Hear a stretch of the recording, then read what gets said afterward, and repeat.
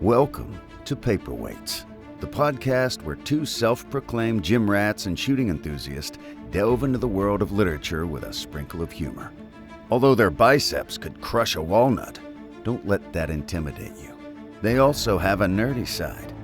Mike and Brandon have a voracious appetite for reading, particularly in the fantasy genre, and they want to share their passion with you.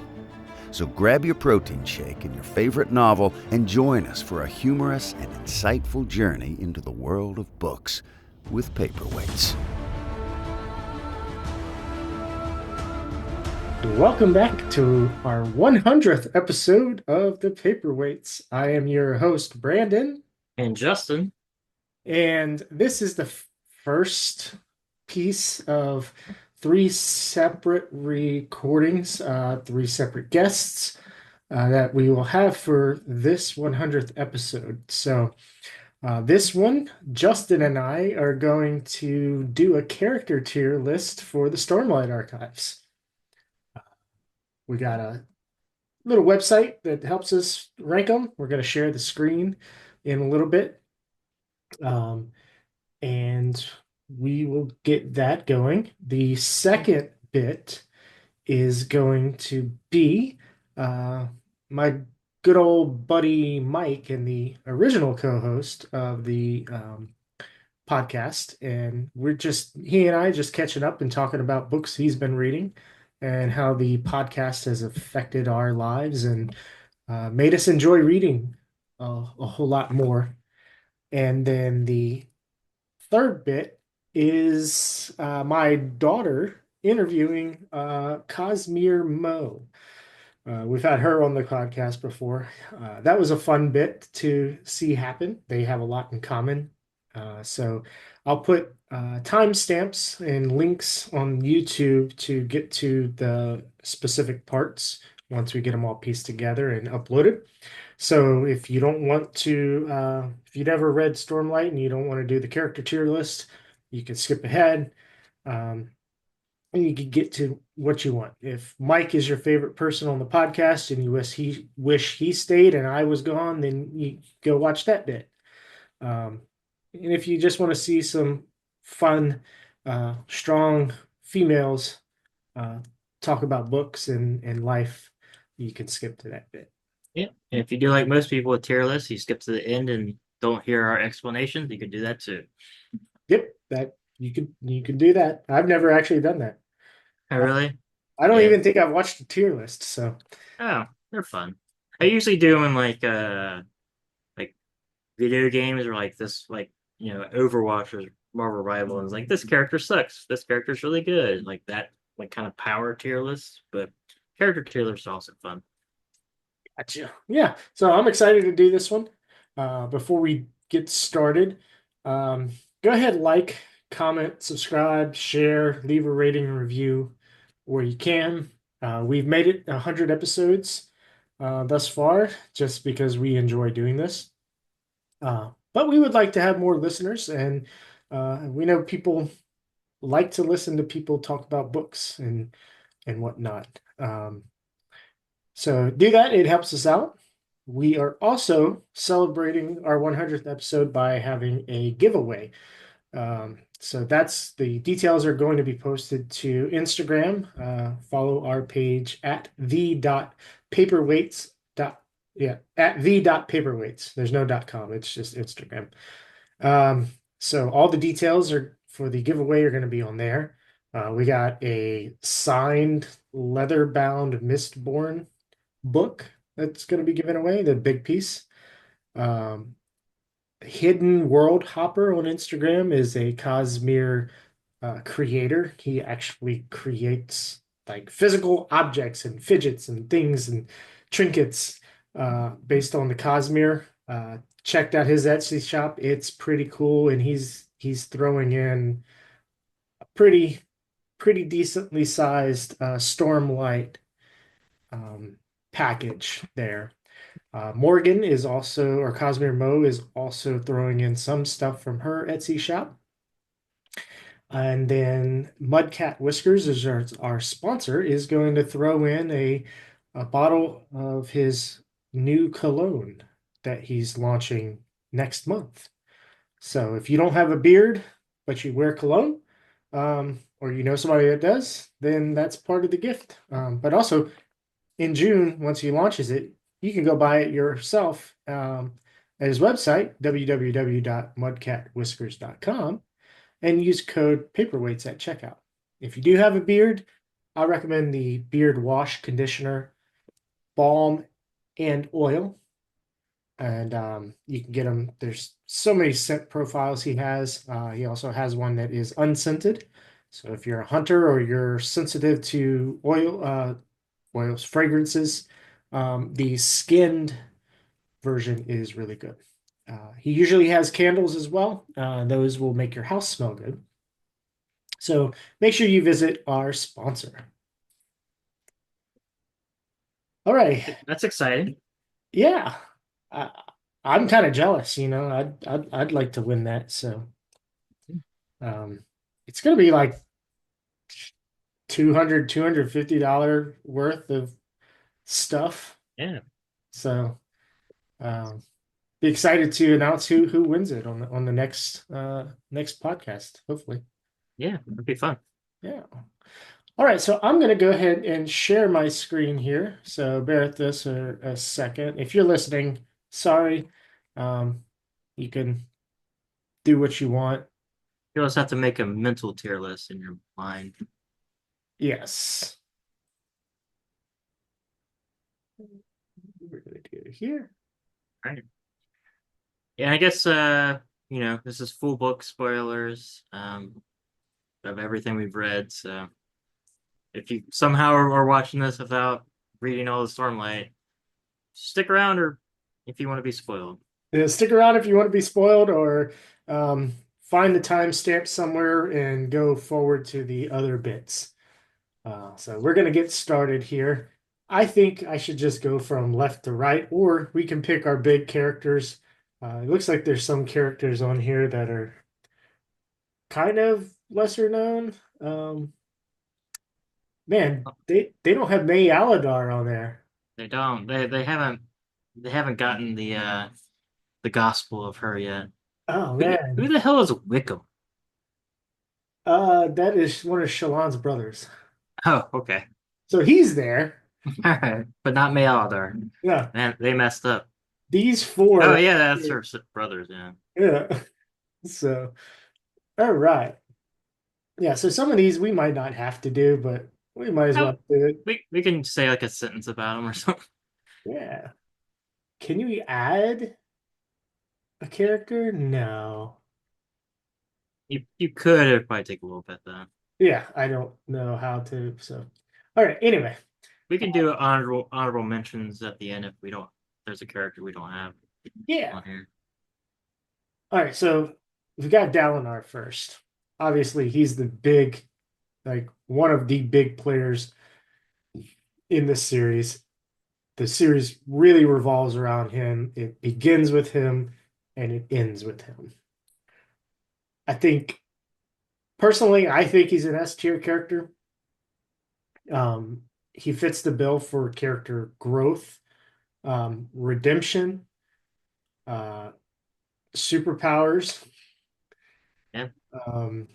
and overall, I think Brandon did a pretty good job of not making his powers overpower everything and just become Superman. Yeah, he made him become like more of a politician, so he's like military stuff couldn't overshadow the story. Yeah. So Yeah, I think I agree with you. He's an easy S tier. He's basically the main character of the first 5 books. I figured his shadow is probably gonna loom over the remaining 5. So his yeah, like you said, literal shadow. yes, his evil Dalinar will be there. Yeah, I think if like he's the most important character in the Stormlight, because if he didn't work, if he was a bad character, then the entire series wouldn't work. So easy S tier. Yeah, I feel the same way. All right. And Next, last thing on Dalinar, and he's had good progression throughout every book. yes, he has had good progression, and you know, when we get to Shallan, I'll do the comparison there Yeah, if I remember. So, but she's she's two coming up, so right. So, Kaladin here. I'll let you spearhead Kaladin. No pun intended, by the way. yeah. So I would say first three books for me, Kaladin's easy S tier, but I I like appreciate what he did with them, making him like the therapist and stuff through four and five. I just don't think that storyline worked for me, so I put him down to A tier. I still think he's really good, but um just he was kind of sidelined in book five, being Seth's kind of lackey therapist person. I think he could easily get backed up to S tier with what he's doing with the Heralds later. But I think I would personally knock him down, but I could be talked into S tier. Yeah, I would agree. Like we had like obviously book one. Um, I think book one had hands down the most character growth of any character in any of the books. Um, and you could argue Oath Bringer did with Dalinar, but as far as like modern day, like current day in the books, um, where we saw Kaladin at the beginning of Way of Kings and where he ended up at the end of Way of Kings, um, so much growth. And then to see it kind of just dwindle a little bit, um, in books four and then five going a completely different direction. Um, that wasn't was I don't feel like his direction in book five was uh foreshadowed a whole lot in the other books. So I would agree with the knocking down from S. He started off for so long a strong S, but just where his character ended up, and it's not that it was bad. It was just wasn't telegraphed at all. It was just like, hey, now he's just gonna go off away from all the other main players and do Yeah, the side quest. because like I liked, as much as I rag on book four, I did like how it ended with him, getting his armor and like all that stuff at the end was really cool. And him doing the Die Hard in the Tower was fun, even though book four is a little, long-winded and stuff. So like it's not like it's bad. Just I think I'm pretty confident he's gonna eventually get back to S tier when he comes back as a herald and all that stuff. But for right now, I'd just knock him down a little bit. Yeah, I agree. All right. Speaking of knocking down, I got Shallan. All right, we got Shallan here. And so and I forgot what my comparison was going to be there. It's her and Dalinar with character development, I think. Um, oh yeah, so hers, Shallan's character development, it just seemed like um, you know, we the we were rehashing her stuff all the time. Whereas Dalinar, it wasn't the constant going back and forth, other than Adolin thinking about it and pointing it out. Dalinar didn't have the constant going back and forth of having to deal with the fact that he burned his wife. Yeah, Right. So in it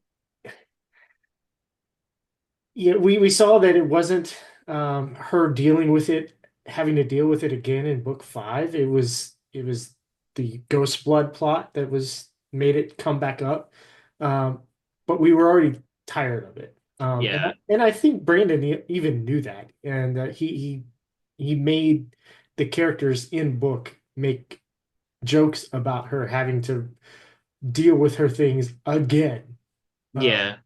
And ultimately, her Ghost Blood plot wasn't all that interesting. That was her main goal through four, five, and like what some with 3 and 2. So like her entire arc was kind of hopefully it'll get better with her in the Cognitive realm and stuff. But for right now, with all the Ghost was dead, it was kind of a letdown. I will say I really love book one Shallan, which is basically a different character. Like I would put book one Shallan as like S tier, like this kind of naive artist type that's like thinking she's going insane when she's seeing these Cthulhu monsters pop up and stuff like that.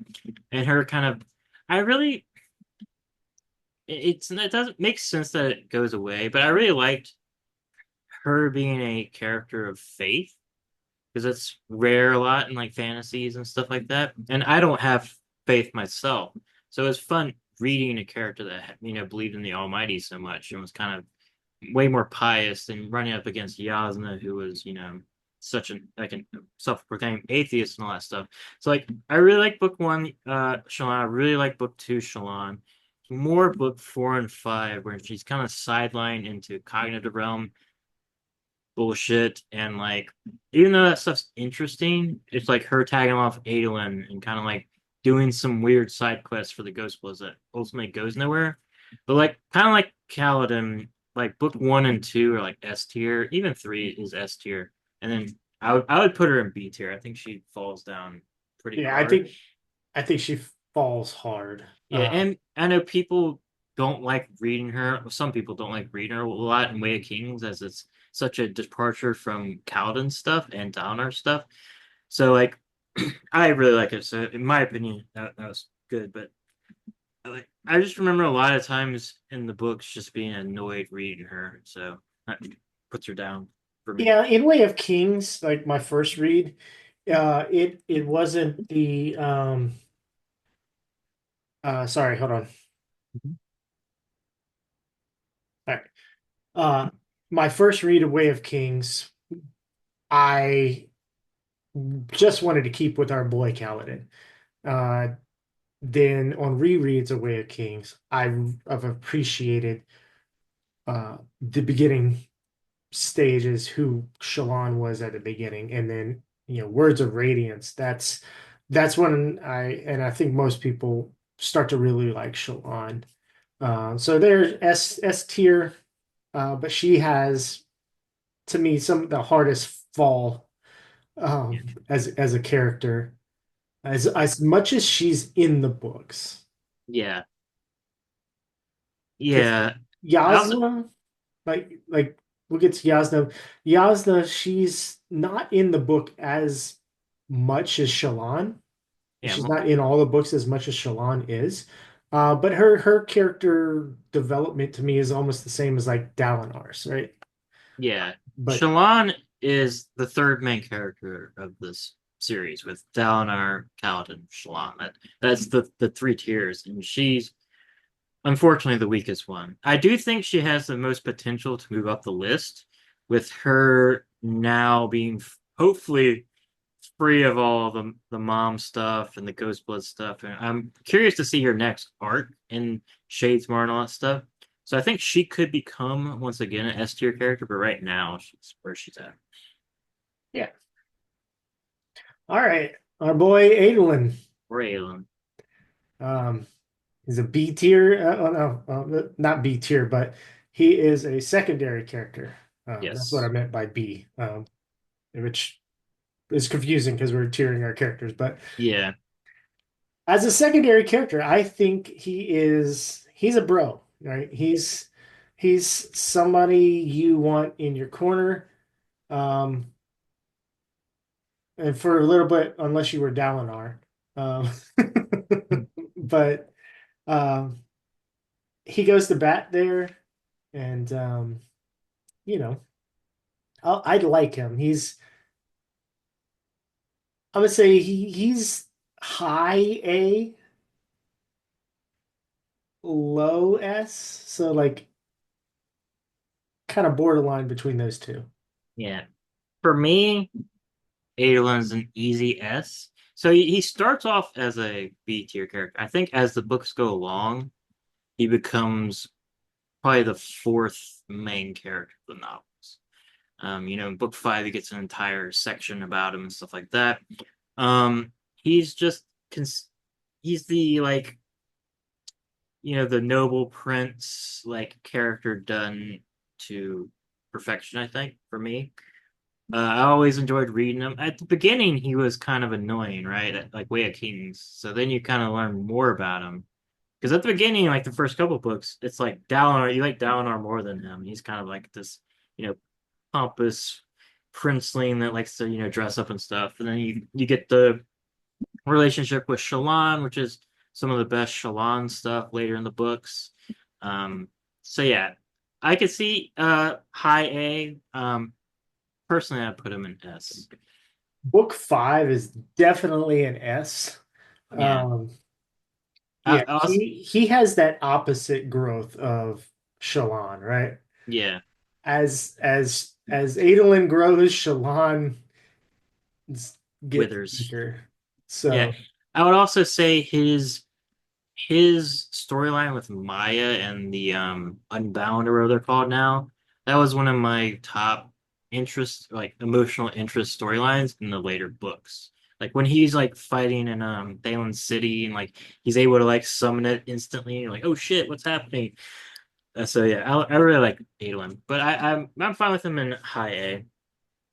no, I If think if we want to keep I said S high pretty and low S, but I think from Oathbringer through book 5, he became S. So, if we're gonna have Shallan be S tier for 3 books and then have 2 crappy books, bring her down to B, I think we could have, 3 progressively, like extreme progressively better books for Adel and bring him up to an S tier. all right, I'm fine with that. Right. So now we got 2 Colins up in the S tier. Can we make it more with our boy Elokar? Uh, So Elokar, I like his. I don't really care for him as a character. I like his growth. If that makes sense. Like I think his death was really good. Like the only real character death we've had, besides I guess some of the Bridgeport people Moash just randomly kills. Um, and that was a really good moment in book 3 with Kaladin's starts his deterioration a lot, things like that. But I liked the hints that he was bonding a cryptic and all that stuff. But for me, he's just fine. I'd probably put him in C. Yeah, there wasn't enough of him uh to really warrant an S tier character or an A tier. Um, he is he's that bumbling king. He didn't really ask to be king. Didn't know how to be king, while Dalinar, you know, previously wanted to be king. He wanted to rule, and he shut it down. He's also the reason why um, Dalinar kind of had his downfall. Yeah, We see that come back with Odium at the end, or Taravangian, calling out, "Hey, you said you wouldn't do this, but you did anyway." Um, so yeah, I'll put him at C. yeah. I would say I'll agree with that. he's a really good like bridge character to all the other. Like he enhances the other characters with his like death, basically. Like Yes. Navani gets some good stuff with them and others, So I like him. I'm glad he died. Like it really was a good point in the story for him to die. Yeah, I like that death. Uh, I really did like that death, as you said. It was very emotional, Mhm. catching, because he was starting to say the words of the oath, um, and then got killed. So. All right, Yasna. Where are we gonna put our girl Yasna? I really like Yasna. She's not in it enough for me to put her at S. Um, but She's I very think consistent. yeah, I love reading her. I think she's written really well. Um, she's interesting. I wish there was more of her. Um, I think everybody wishes there were more of her. yeah, as much as I might not like Wit as much, I liked her interactions with Wit. Um, so I would put her at A, below Kaladin, if we're gonna order the tier list. But I think hopefully she becomes more of a main character with Dalinar dead in the 6 through 10 books. Yeah, I think so. I was about to say I think her character ranking and her character suffered from not having flashbacks in these first 5 books. But then when I was like, you know what? But they're gonna have to have some heavy hitters to carry the second half of the series. So you know, we're gonna get Yeah, more of her. So right now, I want more of her until hopefully, well, I was gonna say hopefully it doesn't become we get enough of her or we get more of her and wish that we had less of her. Um, true. That is a potential for a character like that. It's all like super smart, and she could turn like insufferable or something like that. yeah, there was I like her as like the Moraine type kind of like wizened character that people kind of see. yeah, uh, unlike like you mentioned on the podcast Renarin, where it's like you thought Renarin was cool and wanted more of them, and then we got more of them, and you're like, well, no, that's not what I wanted. Like, give me less of them now. Keep them mysterious. Like, take it back, take it back, take it back. Yeah, I guess I'll say that till when we get to Renar and yeah, he's coming up soon. Yeah. Lift. Lift. I like Lift. She's very fun. She's very fun. Again, just like Yasna, I wish there was some more of her. Yeah. She's mostly in the the interludes and stuff. And then unfortunately for some reason he didn't really use her in book 4 or 5. Like she gets captured by Marays in book 4 and like does nothing except till the very, very end. So and we didn't get I was hoping we were gonna get a thing with cultivation and why she gave her the ability. I'm assuming we're gonna get that later, but now cultivation's fled The planet. the planet, so I don't know.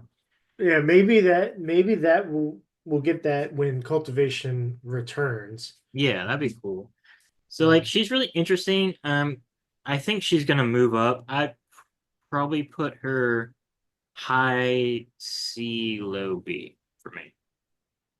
yeah, But I would agree with that.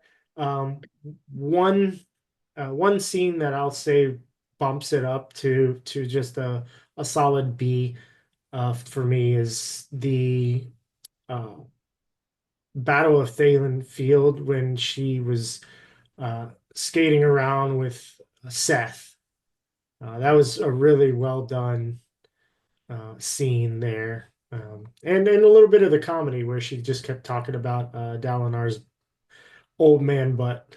Um, yeah, I agree with that. I could totally down. And Edge Dancer was good. It's not as good as Dawn Shard, but she's always fun when she shows up. So I'm curious, with her and Zyle and the time skip, if she's gonna become more of a character. yeah, I hope so. I think I to me there has to be, right? Because she is so far we know for sure what 4 people that have gone to Cultivation. the Night Watcher, but ended up being cultivation, and Yeah. that was Dalinar, Taravangian, Lift, and then we got Baxel, the guy from the interludes. Yeah. So we got 4 of those, and so far Dalinar's and Taravangian's boon and curse have shown to be part of cultivation's plan. Yeah. And Um, she'll still have her powers too. Because she doesn't use Stormlight, which is interesting. Like a world that doesn't have powers, she'll have her powers. yeah, so she recharges her Stormlight surges with by eating food. Yeah, and she uses life light or some shit, right? Yeah, Lifelike. Yeah. So she's cool. I think she's gonna move up. Yeah, I hope so. All right, Navani. We got Mama Navani. I'm gonna find. Um, I think if book 5 didn't do her dirty, she'd be easy S tier for me. But she really does nothing in book 5. But I really love Navani. Every time she shows up, the way she's written, with kind of the maturity, the way she bounces off of Dalinar, all that stuff. Her faith again. It's really interesting to see in a world where the Almighty, you know, doesn't exist. Uh, the way she uses technology and bounces off Raboniel, that's by far the best part of book 4. So I'd say high A for me because of book 5. Yeah, I will agree. I think in book five, what is easily overlooked is that she learned how to use her bondsmith powers more, um, and through with Dalinar's help. Um, but I don't think that's enough to bump her up out of A and into S. And of course, we don't know what's going to happen with her in books 6 through 10 because she's just like in crystal right now. So she's Yeah, in stasis. So I'm assuming like when Kaladin comes back, she's gonna like poof out or something like that. It's gonna yeah, be so cool. I'll put her in A. I'll But I agree. really, I really like Navani. She's a great character. Yeah. All right, Renarin.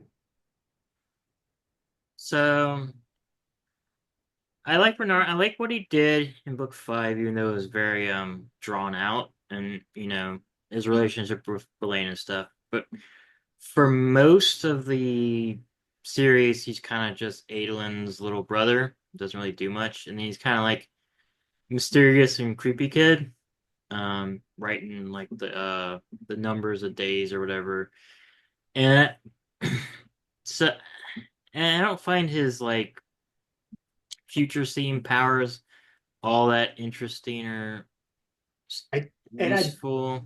I don't think I don't think it came to fruition or had as much of a payoff as I thought it would be based on Taravangian in book 4, was it? Where he was like, I can't see around this, or Odium was like, I can't see around the future when he's around. So it's like, Yeah, oh, okay, well, this is going to be a big thing.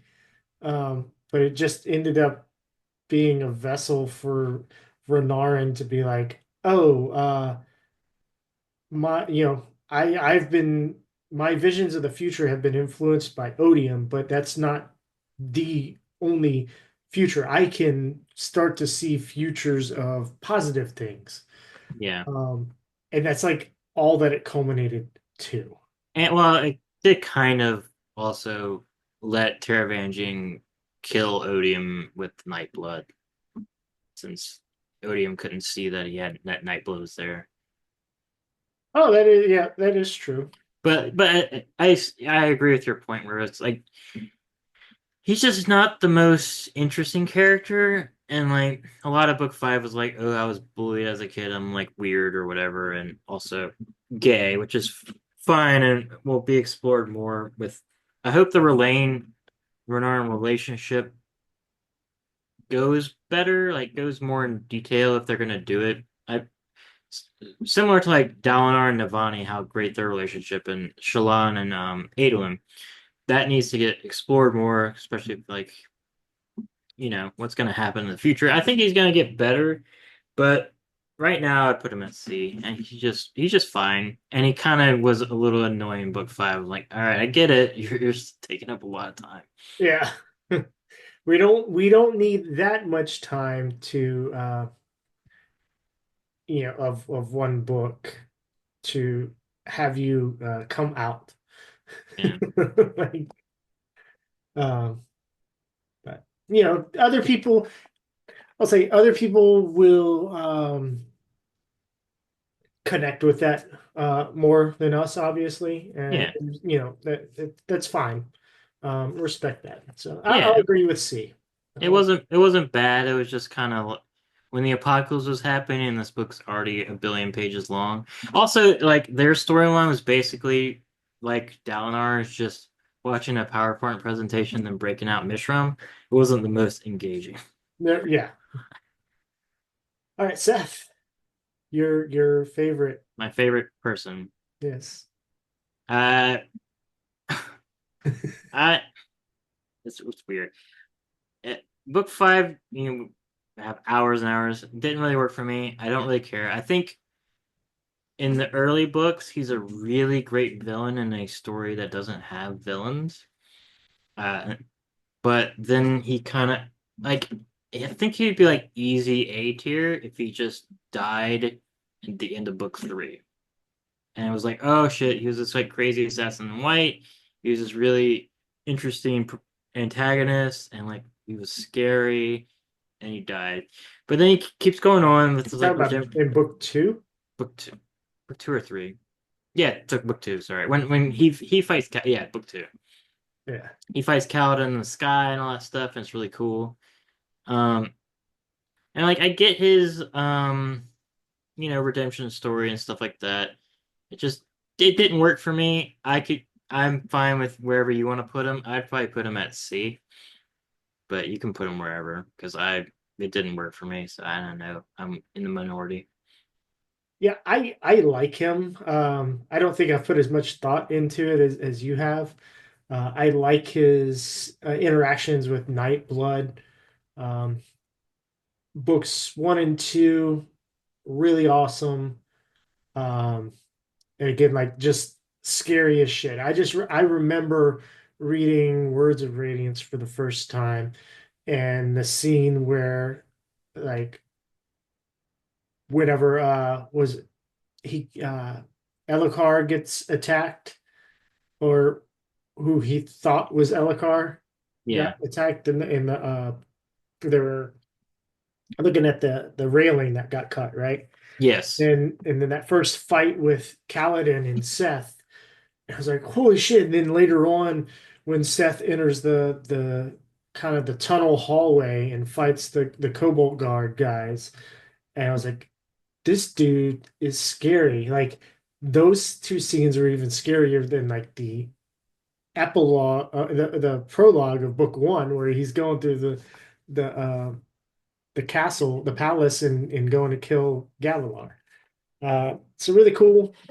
Book three, the end, he has that cool interplay with Lift and dedicating himself to following Dalinar. And then book four, he kind of just falls off. Like is I guess I guess he was off with Nail at that time. And then Yeah, I think there's like him training with the Skybreaker stuff.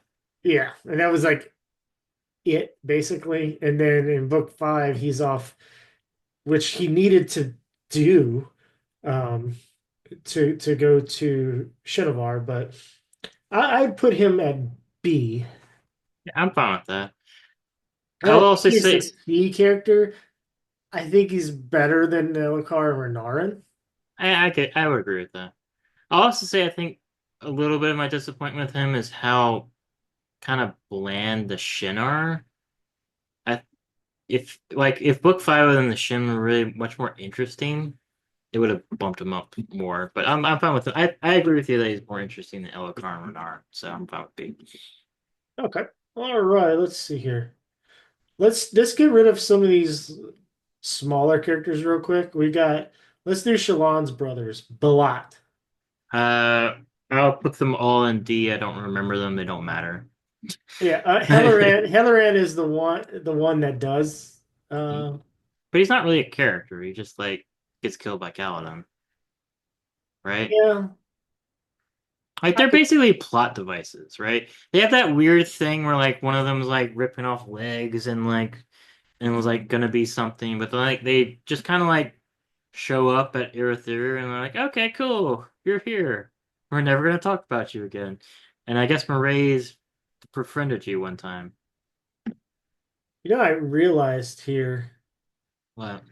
there's uh I don't think this includes like book five stuff characters because what's her name?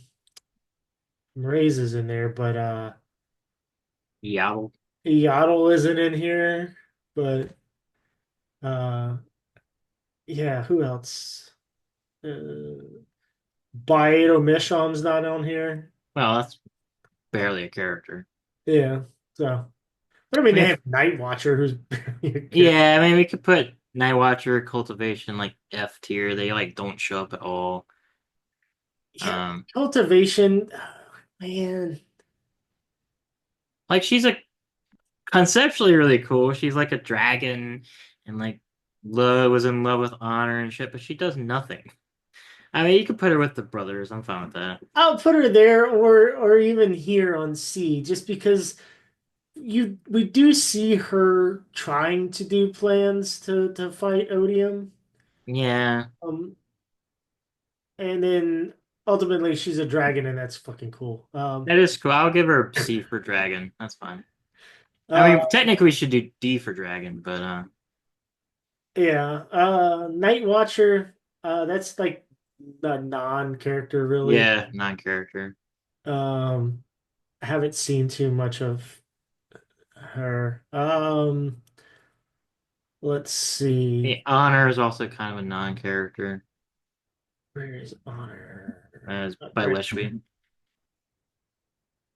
Yeah, unless you're talking about Tanavast. Yeah, I mean, you could put him as with cultivation, I guess. Yeah. I mean, it was fun learning about him, but he's not really a character. Yeah. Or I want to talk about Axes. I really like Axes. All I don't right. I don't think there's enough for Axes to be an S tier character. But I'm gonna definitely say he's an A tier character because the interludes with him are really fucking cool. And he's an alien and But he he's not an alien. He's from Amia or whatever, right? no, I think that's what he tells people. Oh, okay. Um, because there's nobody has seen anybody like him where he can I like thought all Amians were like blue or whatever. but he is more than that. He can True, change true. the He color is of a his he is a skin. shapeshifter. He does like the memento thing. Yeah, He tattoos his skin to remember things. yeah. So I'm gonna put him in A because I really like him as an interlude character. That's fine. I would put him lower just because every time he shows up, but you can leave him at A. I'm just like, okay, I guess you're like the King Court of Crimson or whatever the fuck he talked to the other guy. He just shows up and spouts like lore at me, and I'm like, all right, Axes, maybe I'll understand that one day. You seem kind of interesting. Yeah, he's the collector. Yeah, apparently. All right.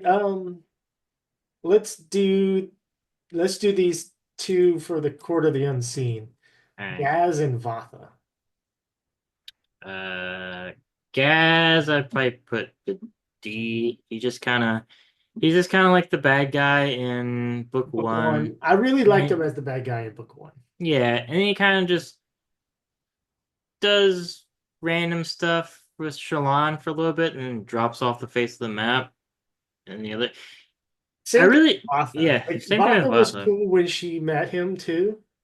Yeah, Um, I think Vatha's more interesting than Gaz because he seems like he seems like a guy that would be in it like a interlude or like a novella with Vatha. Gaz just seems kind of like a I don't remember Gaz. That's kind of funny.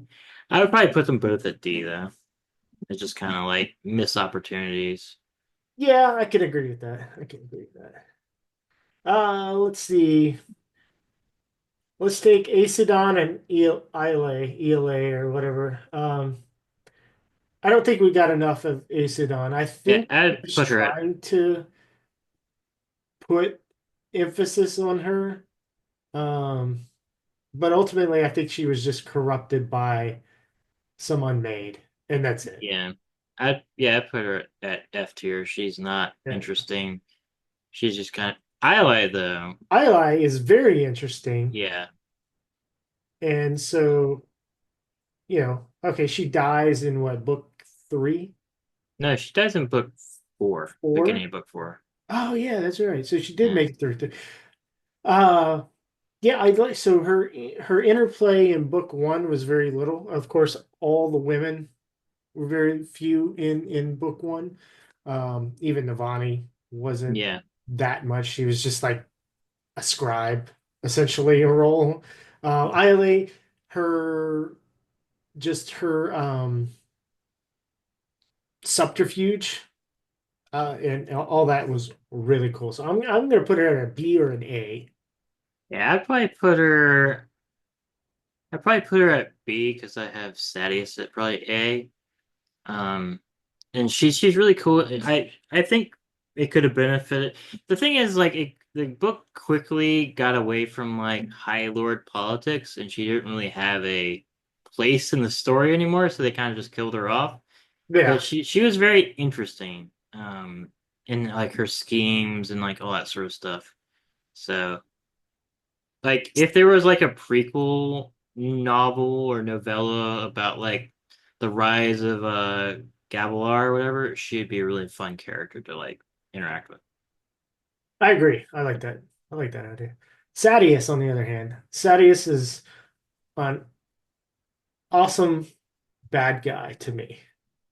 Um, and if we're talking about, so if this was to be a tier list of villains, I think Sadius is um, an S tier villain out of all the ones that we've had here. Yeah. Um, I would maybe put Amaram above him, but it's close. I would kind of agree with that because of how Amaram tries to portray himself as a more honorable person. And the fight that Amaram Yeah, the way he dies and had all that. was really cool. So, But the way Sadius goes out is also really fun and shocking. I would put him at easy A. Um, I think he the books lack, villains as we've talked about earlier, and I think he's a really good one. yeah. All right, so we're gonna put Sadius at A. Uh, we're gonna put Amaram at A as well, or S. I put him A. I think we need to keep S a little special, Yeah. but I like it. We'll put these Oops. guys before Yeah, if we're before the ordering brothers. things. Yeah. Probably put Renarin over Elokar. Uh, get over there. There we go. Uh, I think B is actually pretty well ordered. Yeah. I'd probably put Navani over Yasna, but Oh yeah. All right. And then these two don't really matter to me. those don't matter. All right, let's. I'm curious if the Night Watcher actually exists, or was this always cultivation? That's what I'm curious to. Yeah. I mean, that's a thought that I had. All right, let's see what we can do here. Let's look at Bridge 4. All right. Do are they all separate or do we get I pulled would put some. I mean, I would together? put Lynn at like D tier. She basically doesn't matter. She had a relationship with Kaladin and Off screen, and then kind of did nothing. yeah, she's She, about the same as the brothers here. yeah. Like it seems like she'll be cool if he ever does anything with her, but she's kind of just there, which is a little sad, a little disappointing. Lupin, I'd Open probably put at B or C, C? B or C. I'd probably put him at C. I like him. He's a fun comic relief, but for me, he's not like my favorite Bridge Four character. Uh, Is there no rock? There's no rock. no, there's no rock. That's What the fuck? that's crazy. We did not create all these images, by the way. So Yeah, I just was like, hey, I can read these names. So it worked here. Um, middle of the road there, Lopin, or yeah. you think he's I above the like Killens? I probably put him above Elokar. I mean, one of his best things is when he like rescues Elokar and like has him with his cousins, his aunt or whatever, and it's really funny. Like he's a good and he was good in Dawn Shard. Like he's good, but he's definitely below the B tier for me. Yeah. All right, Sigil. I like Sigil. His growth. If we're talking about just in Stormlight, Yeah. um, I think he had a good ending for the Stormlight, so I would put him at B. Yeah, B or C for me.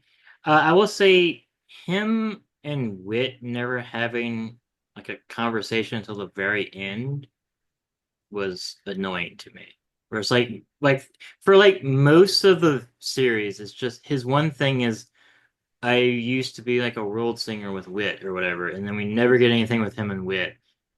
But his book five stuff, like it works. He's not my favorite character, so that entire storyline didn't matter as much to me. But I B is easy, and then I haven't read the other story that he's in, which I won't spoil what it is. Scar and Teft. Scar, I mean, he's fine. I I think I put him at C. don't remember if him and Drahe are like the same person to me almost. Yeah. Like they're just kind of like buff dudes that fight and kind of do stuff, and then like he rescued the kid at the end or something. Like he's cool, but he's never. To me, he's almost D tier because I just don't really remember him that much. But I'm fine with C. And Teft. Teft, I would go B. I like Teft for yeah. He's like He's probably the most bold. memorable Bridge 4 character besides Rock, who's not here. Rock is the easy B tier. Yeah, Um, Rock goes here yeah. in B. Uh, well, I guess he's not here because like Brandon Sanderson, they forgot about him. Um, but yeah, Teft is good. He's got a good character arc. He's got a good death. Um, is Moash here? Yes, Oh yeah, Moash there is it is. here. That's a weird picture for Moash. Um, Yeah. Yeah.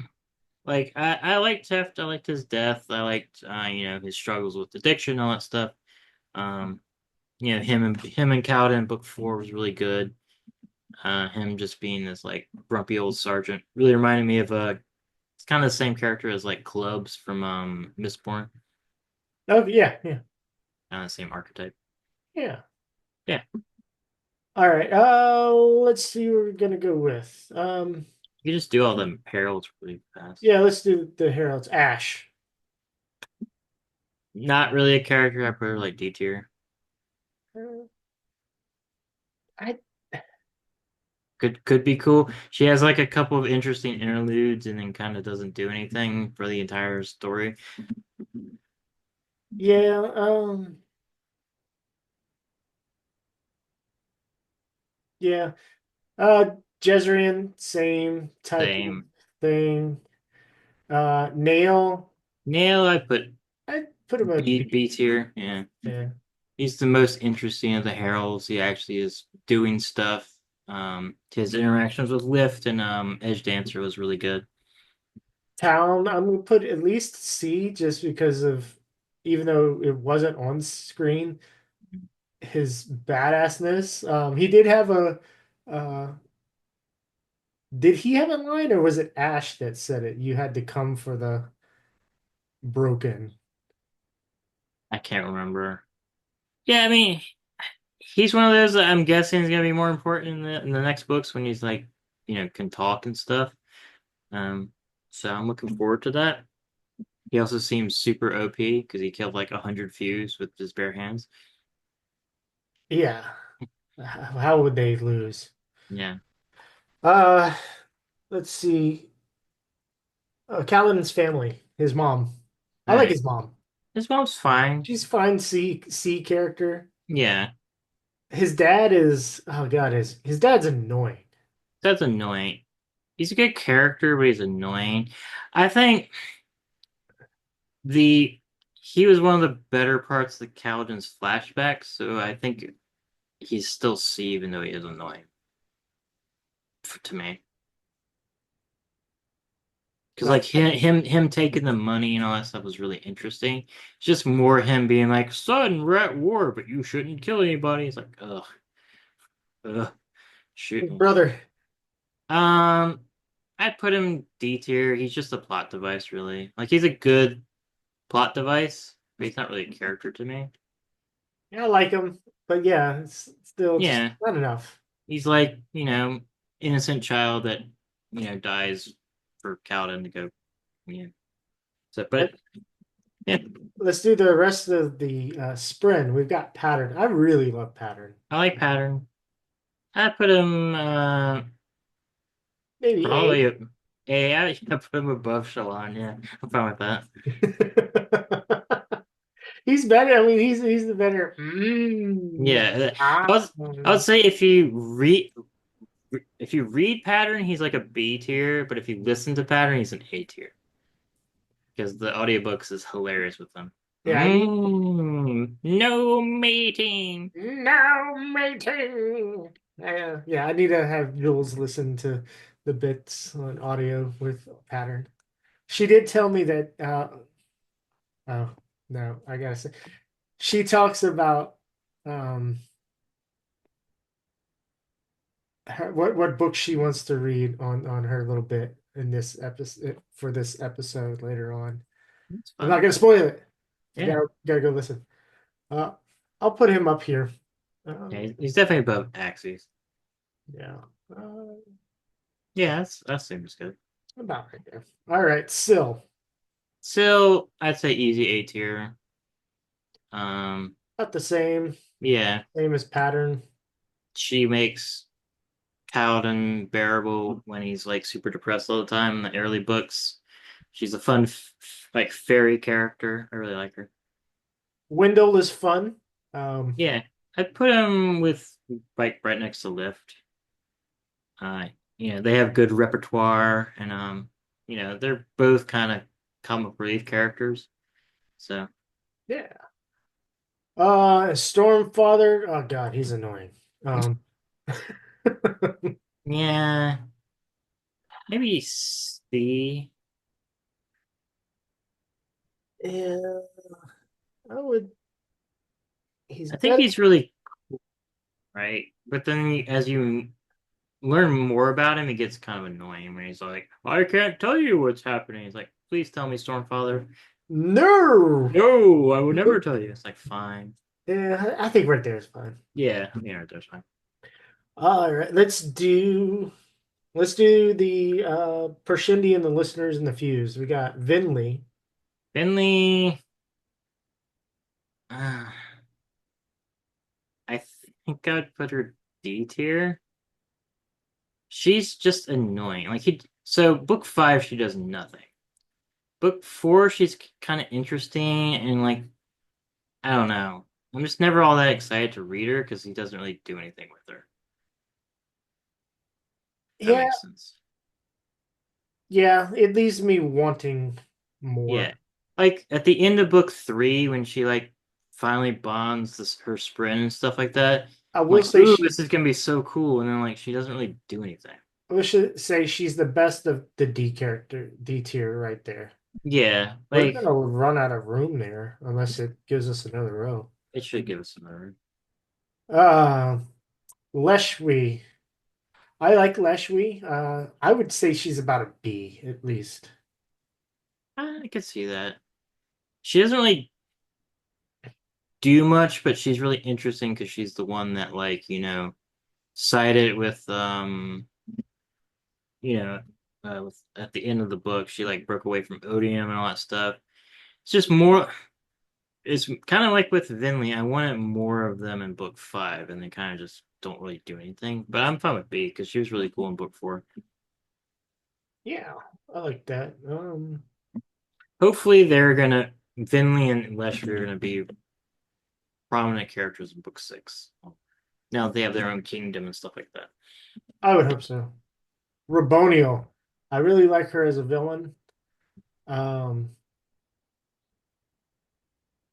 I'd say high B, low A. Yeah. For me, this might be I would I would put her at S tier because I think she makes book 4 readable, and she's the most interesting fuse that ever pops up. But I could see A tier. I I do think whenever I think of book four, Raboniel is who I think of. Yeah, and her Raboniel and Navani. And without Raboniel, that book is definitely not anything. absence is felt in book 5, where there's no real interesting, uh, characters Yeah, or fuse characters. I I'll mean, put her at S tier. We got a villain up there in S. yeah, I think she's the most interesting villain of the lot. Lynn is who is Lynn? Is that a messenger? I don't know who won it. Slade, Lynn Storm. Because there's this Lynn. Uh, uh, Lynn Devar. Who's that? Oh, Shalon's. Oh, it's dad. Okay. I Yeah, mean, that's Sean's. D. Yeah, he's a giant asshole and gets murked. He's a very good villain as being an abusive Shit. shit. Yeah. All right. Let's. Oh, Eshonai. We forgot Eshonai. Oh, we did forget that, She's shouldn't she's one of those. I? I'd put her at C. I think she's really interesting and really tragic the way she dies, and she, gets to, it's really cool how she gets to free herself from the I corruption. I'd put her at the top of C. Yeah, So Leshwi and Eshonai. She was also our first real villain, ish. yeah, Um, our first major Parshindi that we met. So yeah. And we get the we get the tragedy of her. You know, she gets fused or whatever. She takes the odium spirits and it's like, oh no, she lost herself. It's very tragic. yeah. Evie, Dalinar's wife. She's really annoying, and she had a really stupid plan that got her killed. I'd probably put her at D for me. She's more of a plot device. I don't know. Yeah, but a major plot device. I would put her more as a C. Yeah, I mean, I can see that. Because without her, Dalinar doesn't have his. Yeah, I just wish her like plan was better. It's like Agreed, but I'm gonna sneak still. away and convince people. Oh no, I'm getting burned. I mean, she's cool. Like the what happens is really good. So It's her as a character is. yeah, I guess it depends on if we're ranking both their like how they came out, um, with along with how important they are. Yeah, I mean, I can definitely put her, above Scar, so I'm fine with that. Above Scar? Yeah. Okay. All right. All right. Let's do our off-worlders, Zyle and Azure. Azure, I'm fine with like C. She doesn't really do much. I was hoping she was gonna come back. Um, I was hoping so too, because she had such a like she was pivotal to Kolinar. yeah. She was pivotal in the Battle of Kolinar, and then just disappeared after that. Went to lasting integrity and just kind of vanished. Yeah, I'll put her. Especially with how, prevalent Nightblood is, and that was her express goal was to find Nightblood. I was kind of hoping she would show back up. Zio, I'd put B, especially with him going with Lift. Very much is Yeah, very I think interesting. I think he's a high B. Yeah, he's always fun when he shows up. He's not used that as much as one would like, but like his scene with Kaladin was cool when Kaladin was like trying to join the Ardents or whatever. He's always fun when he shows up, so I'm always happy to read him. Yeah. All right, Risen, who's going to be our next off-world person? Yeah, I put her at A tier. Yeah, I really like her stuff. Yeah, Well, Dawn Charter. Vaxby's. Yeah, Let's. Uh, I kind of like her around here in between Pattern and Sill. yeah, that works. Yeah, all of her Dawn Charter's really good. Her interludes were fun. Uh, she has a Dawn Shard and whatever. I'm guessing we're gonna get a book with her, so it'd be fun seeing her journey. I hope so. Yeah, All right. Wit. Your boy Wit. yeah. And He does a lot. I mean, he's up. He's not D. He's not no, C. I mean, I will let you put him with it where you want because I know I'm a little biased. I don't like reading about him. He's just really annoying to me.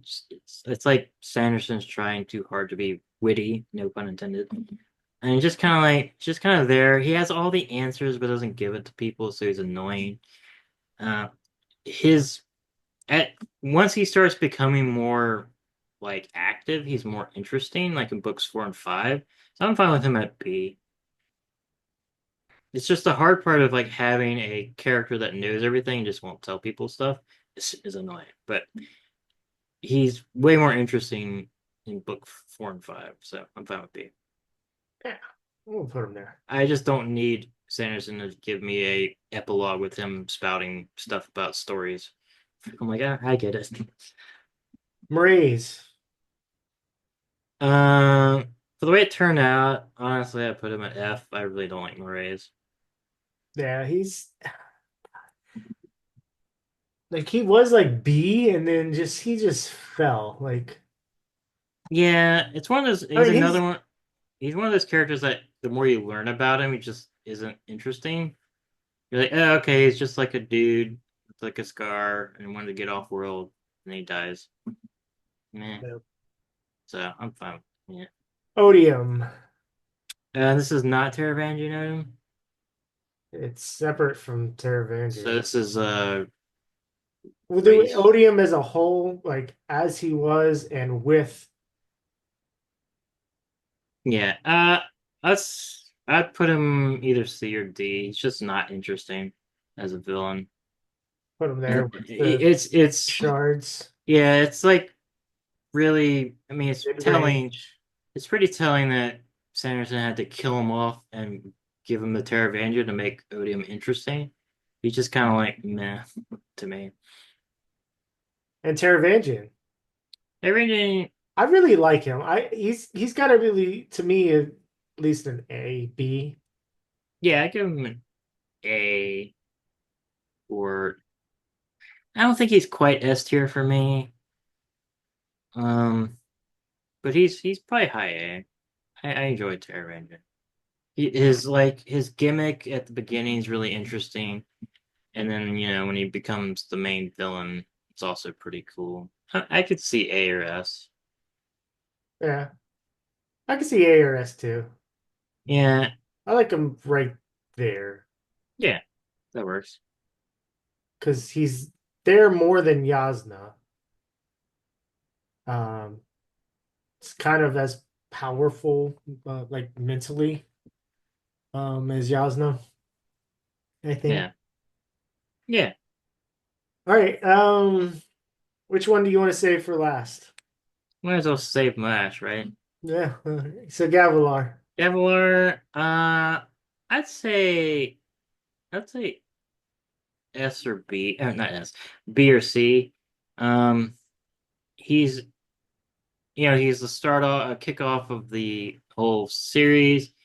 And the more you learn about him, the more kind of like screwed up you find out he is and stuff. He's just kind of fun as like a, and you get to watch him, you get to read him die 5 times. So Yeah. you better like him. Die. Die. Yeah, so I'm fine with that. Yeah, I like that too. All right, and Moash. So I will say I really liked Moash books 1 through 3. Or yeah, I did as well. like he was very interesting. He was like a different perspective on like the Alethi and like how their abuse of the lower classes could translate into retribution, all that stuff. His point of view shifts with the Kaladin and like who do you protect and all that stuff like that. And like, oh, we should take this opportunity to overthrow the establishment. All fun. Him working with the Parshindi because like I guess I might as well do it and stuff. Him killing Elokar was really fun. And then he basically, book 4 turns into a different character and just kind of like cartoonishly evil and kind of just blah. And that goes into book 5. Book 5, all he does is show up and kill random people and then disappear. Yeah, he just became a tool. Yeah. And he's just not interesting. I'd probably put him at D or F.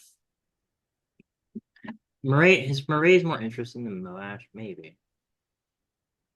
Yeah, he might be an F tier. I don't I know. think so. I think Mraize is more interesting than Moash. Yeah. So then we kind of have to Oh, go. as a whole, I mean, because the Moash in 4 and 5 is not the same as 1 through 3. If we're Yeah. just talking about 1 through 3, I put then him, yeah, I I'm put him at putting him at B. B. Yeah. Same. But after that, it's just like, all right, you just assassinated the character basically.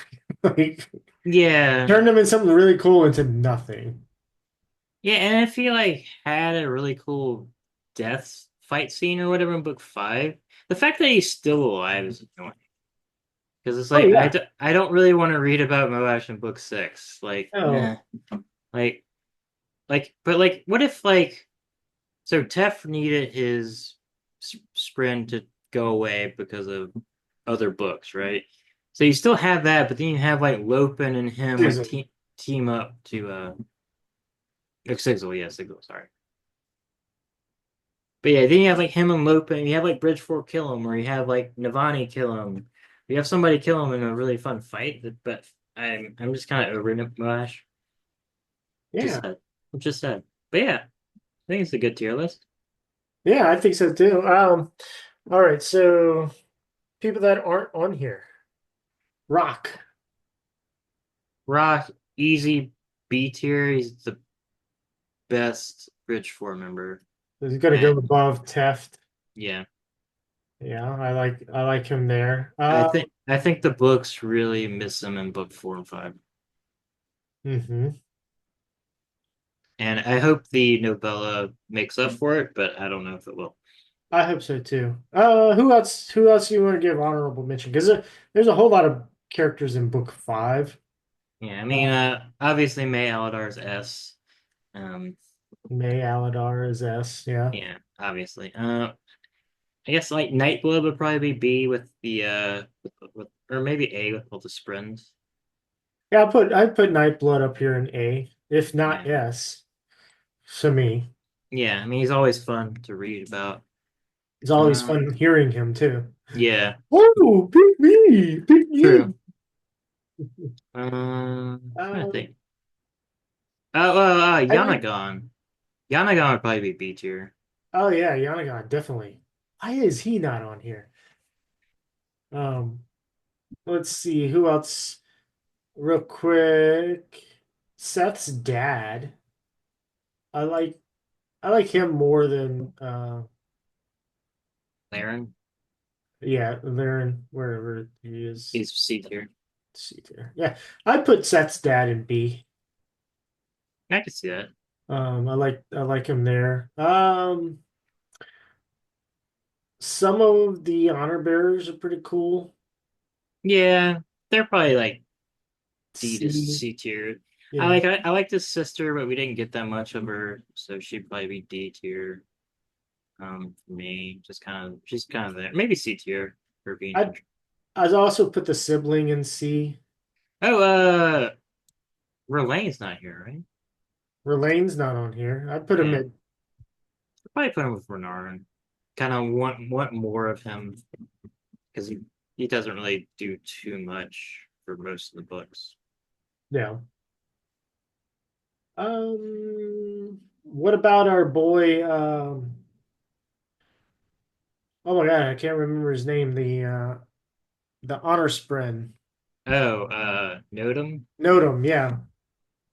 Uh, I'd probably put him C tier with everybody else. He's really interesting now that he has shard plate that can. So he's gonna be like this animated armor, which is cool. Oh, what's his face? Sabonial. The Not Barial. Sabarial. He's fun. I would put him as probably B tier with the best of the high princes. Yeah, I Besides like that. besides Sadius. All right, and my final one, Maya. I'd put her. I'd put her up here with these guys, Yeah, right above these guys. Like, yeah. She'd be the last one just because she doesn't have that much character development right now.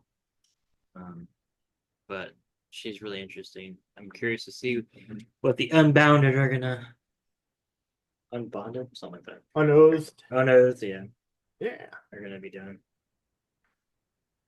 All right. Well, that is our character tier list. Yeah, That was fun. yeah, it was fun. I guess let us know in the comments if you want more of these.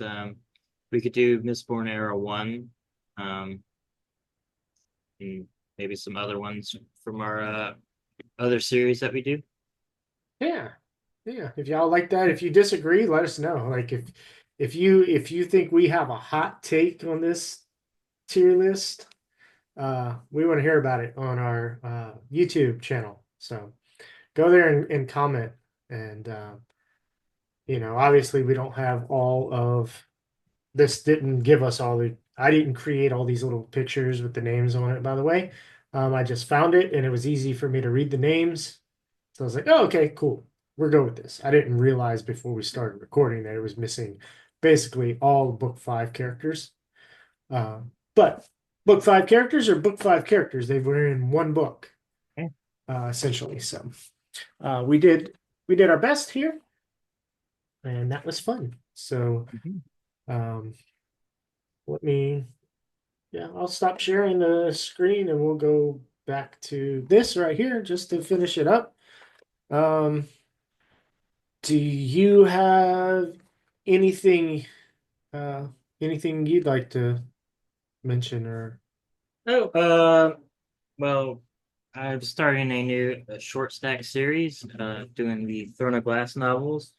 I've done the prequel? prologue book, prequel book, Assassin's Blade, and that should be coming up sometime soon. And we'll be doing them all. Depends on how fast I can read them. I'm pretty close to finishing the book one, Throne of Glass. So look forward to that. I'll probably do one on each one. They're fun books. Yeah. And oh, yeah. So we have divided Lies of Locke into four parts. Naturally, the book is four parts. So next episode, we're going to be discussing part one, which if you have the latest paperback, mass paperback, it ends at page 199, I think. So we hope you follow along with us. That I'm excited to get into that series. We met Scott Lynch at CoastCon in March. Really cool guy. So look forward to that. And with that, stay tuned for the next part coming up. Is a conversation with me and Mike. I'll catch you next time, Justin. Catch you up. Welcome back to the podcast, Mike. Our What's up, man? my original co-host. It's Yeah. Thank been, we were you. just saying, it's been like a while. Yeah, it's been a while since we've had a face-to-face conversation. Um, and we still haven't actually met in person, but that's going to happen one day. One of these days. I But was trying to think the other day. I'm like, we've been internet friends. I think, for over God, five I'd have to years go. now. Yeah, well over 5 years. I was trying to remember if we started going back and forth when I was still in Alaska, or if it was Arkansas or where. It's been a minute. So Yeah, I think it was like right before COVID. I was thinking in 2019, whenever I was at the end of my powerlifting. okay, so yeah, that would have been Arkansas Um, for me. so Everything's by states for me. okay, yeah. Everything's by years for me because I've lived in the same state for my entire life. And that's the state of perpetual stupidity. I mean, look, just I was trying to tell somebody the other day. I'm like, because for those of you that are listening that don't know, I am also born and raised in Louisiana, so that's one of the connections that Brandon and I have.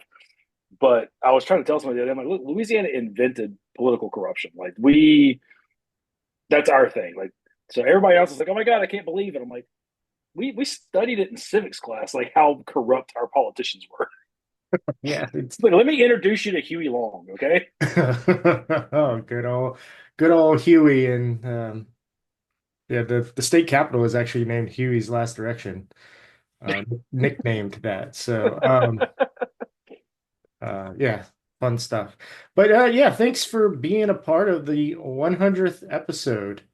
Um, it's been a fun ride, and you were there for most of the first half of this so far.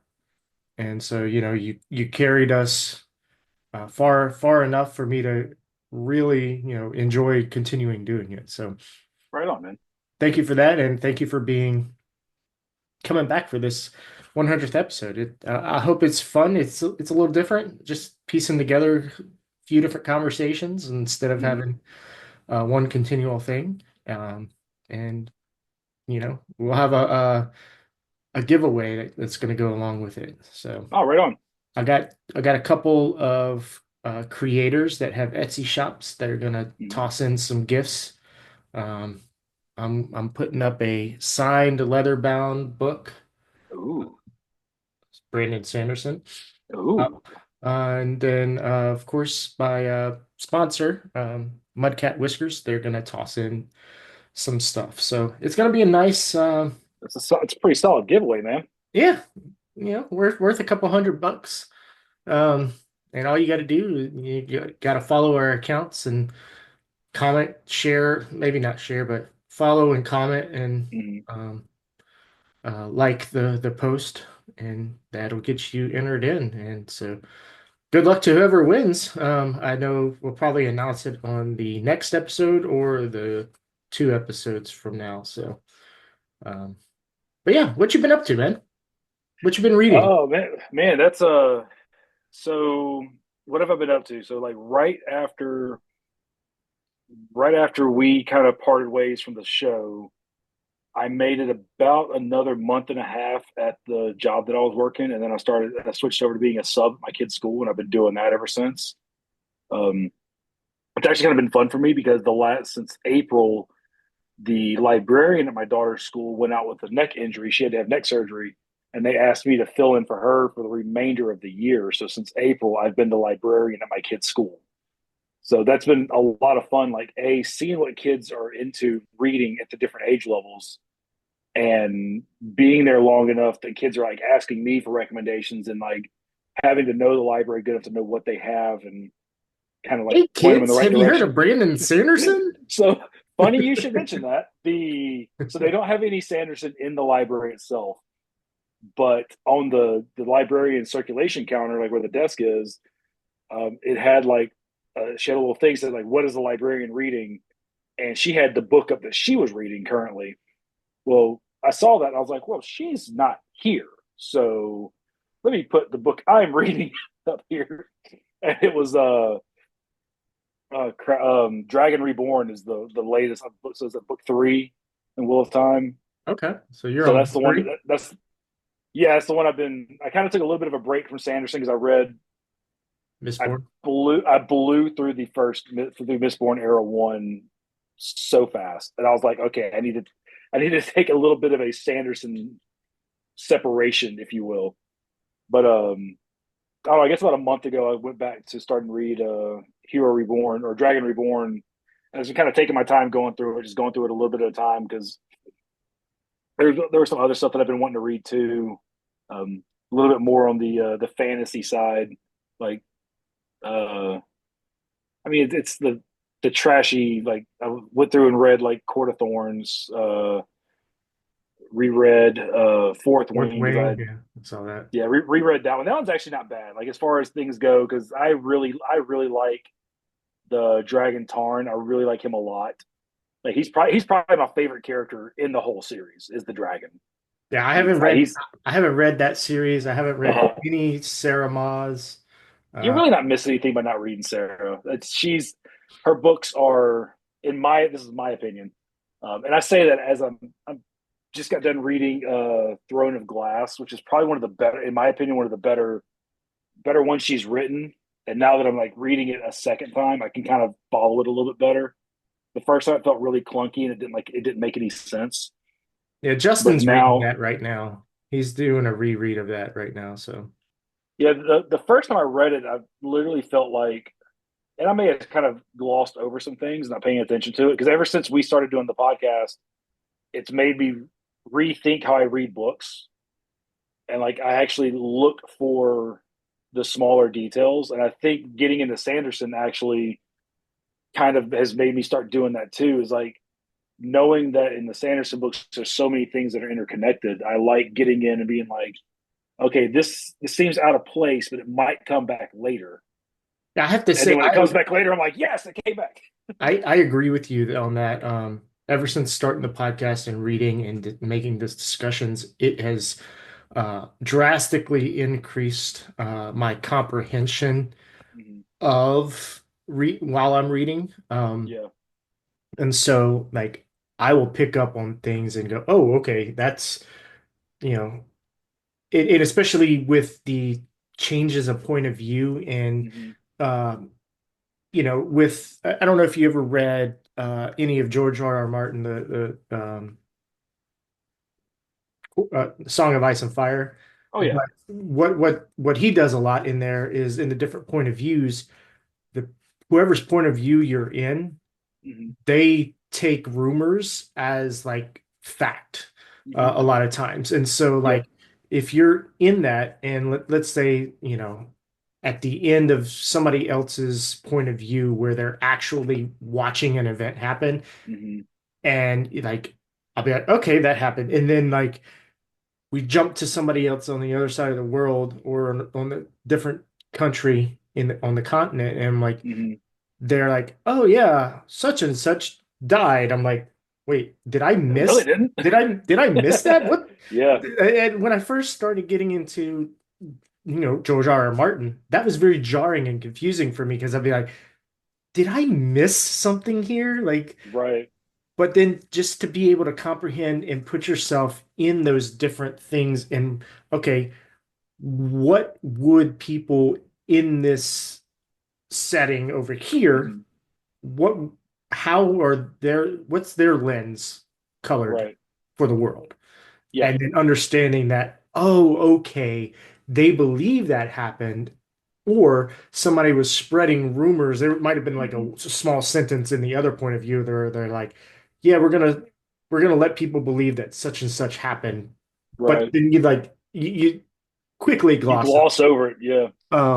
so it's absolutely awesome benefit of doing the podcast and discussing things because you know nobody wants to look like a fool as Right. Nacho Libre. Jules has watched that a couple times. He's like, "You made me look like a fool last night." Um, yeah, Jeez. nobody likes to look like a fool, so you don't want to miss anything when you come on the Hmm. podcast. But at the same time, the more I've done the podcast, at the beginning, I used to be really like, oh man, he would correct me, and I'm like, oh dang, now I look like a fool. But now it's like, okay, yeah, I'm allowed to, I can miss things. And then the Yeah, it's conversation brings that to light because hmm somebody else might have had the experience that, oh, yeah, I've seen this trope before. So hmm I understand what was happening. right. And it might be new for me. I'm like, oh, okay, yeah, you might be right. And hmm that's completely okay. So, Absolutely. Yeah, I'll tell you, what's really pointed out like my change in reading style since being on the podcast was when I do go back and reread something now because I'm paying more attention. Like I'll reread something and I'm like, I never caught that the first time. Like where, like how did? And it might be something minuscule or it might be something that completely explained like a big twist later. That like that big twist the first time around, like why did this happen? This makes zero sense. Like what the hell? But now rereading stuff like I because I'm starting to pay more attention, I'll see like the little stuff and I'm like, oh, that's why this happened and now this makes sense because I missed this the first time. yeah, So you'll get a lot of things like that when you reread Jordan, when you reread Martin, and when you reread mhm. Sanderson for sure. Um, so that's pretty cool. I I'm actually a little I'm just a little nervous to go back and so I've got the Game of Thrones series, complete to date, I should say, because I don't think he's ever going to finish the Degum series. That's my not so hot take. He's never going to finish the series. Um, but yeah, I'm kind of leery to go back and reread it because are the books are pretty well done. Like the series kind of did them bad, but the books are pretty well done. So I'm a little nervous to go back and try to reread those. the series when it was following the book material, the TV series that is, was Yeah, following book material. It was pretty good. the first season was excellent. Once they ran out of book material, Mhm. it just like was like, what? Nothing matters. We can Yeah, do like, whatever. okay, so y'all aren't writers. Y'all are good showrunners and y'all can Mhm. translate and adapt things. But if you're coming up writing like an original thing and to get to an end point that you know Yeah. is like the same end point of the book or Mhm. whatever, supposedly, Yeah. In then theory. you kind of sucked big time there. Um, Yeah. But as far as like reading, I finally went back and read Murtaugh. Have you read that one yet? no, I was about to say, just this morning I finished my reread of Aragon. Okay. Um, and so I wanted to reread that entire series hmm because the last time I ever visited it was when Inheritance came out, hmm and that was book four. Yeah. So rereading it, and I'm not going to give too many thoughts on it because I said I was going to record a short form. So Okay. Justin and I have a short form now that we're going to like put out episodes called short hmm stacks, where we Nice. don't go chapter by chapter, but we just like we'll talk about it for maybe 30, 40 minutes and hmm just kind of give our opinion of the book, why we wanted to read it, what it was hmm generally about, how we felt about it, things we liked and disliked about it. And then maybe have a little section at the end that has little spoilers, hmm if you wanted to stick around. But that was a fun idea that Justin had come up with because he's like, yeah, if we want to put out more content and people like short form, some hmm people like long form. hmm So we have plenty of long form. Like Right. our the last episode we did on Stormlight Archives was 4.5 hours. So, um, and but yeah, I wanted to reread it, and that's hmm one of the series. Sorry, I keep looking over there because Murtag is just sitting right there, so Well, I'm that's where staring I at mean, all my books, like most of my books, are like right there. So that's why I keep looking over there too. it. It reads. It's one of those that you can just sit there and kind of read, and hmm if you miss details, it doesn't really matter. Um, in a sense, like it's almost all tropes Yeah. hmm just thrown together. It's like somebody read like 5 or 6 series and was like, I love these. We'll Let take me this one from here, mash that one from here. let me mash all of these into one story. Um, Hmm. now I'll say I think it I think it's written coherently, Hmm. in a better manner than I think I could ever write a 500-page book. Yeah, And you consider that the age he was when he wrote that one. yeah. So kudos to him. But yeah, if you're looking for, God damn it, I'm doing the short form here. I'm doing the whole short stack here. If you're looking for something that you can deep dive into and have emotional connection and thoughts to, Hmm. it's not quite that. Yeah. It's on a different level. Now, I It's will say intended for a this. different level of reading. So Yeah, it absolutely is. I will say this for Murtaugh. This will be the only thing I say to you about Murtaugh. It could be read as a complete standalone book. you told me that, yeah, Oh, did I? Okay, yeah. I couldn't But I remember. I told really you that wanted back when I to. read it. I really wanted to revisit Aragon. Mhm. But I am anxious to just dive into new territory and books Yeah. and things. Books I haven't read before. Like Mhm. I'm thinking about reading the Anne McCaffrey Dragon Riders of Pern series, I think it is. Hmm. Um, she was like one of the classic fantasy writers that started writing dragons, Okay. about dragons. Mhm. So she's well known. Um, I wanted to visit her. Um, and then Justin's got some recommendations. My cousin, he's been texting me and he's like, "Hey, y'all should read these." He reads at like a crazy amount. Like if you think about how much Brandon Sanderson writes as Mhm. an author and compares it to other authors of how many books they put out, Right. um, he is like Brandon Sanderson, while I'm like Patrick Rothfuss or George R. R. Martin. I'm reading a few things, but Right. he is reading. Right. So Right. he's got things, and then my buddy Larry at Jiu-Jitsu, he listens to a whole lot of audiobooks, and so he'll give Mhm. give me a whole lot of recommendations. I think he listens and reads mostly like newer books. So, Yeah. but it's fun to get that going. So. Well, it's cool to get input from other people because like you never know like what other people are into, and like then you might find out about an author that you never heard of, and it might be something that's right up your alley, and then you might get into it and be like, you know what, this isn't my thing. So, but it's always fun to get that outside influence because there's so much out there. There's no way you can know about all of it because there's so much out there that you kind of have to have somebody going, hey, have you heard about this person? To check it out. Yeah. So speaking of you blowing through the Mistborn Era one, Oh my um, gosh. not too many spoilers.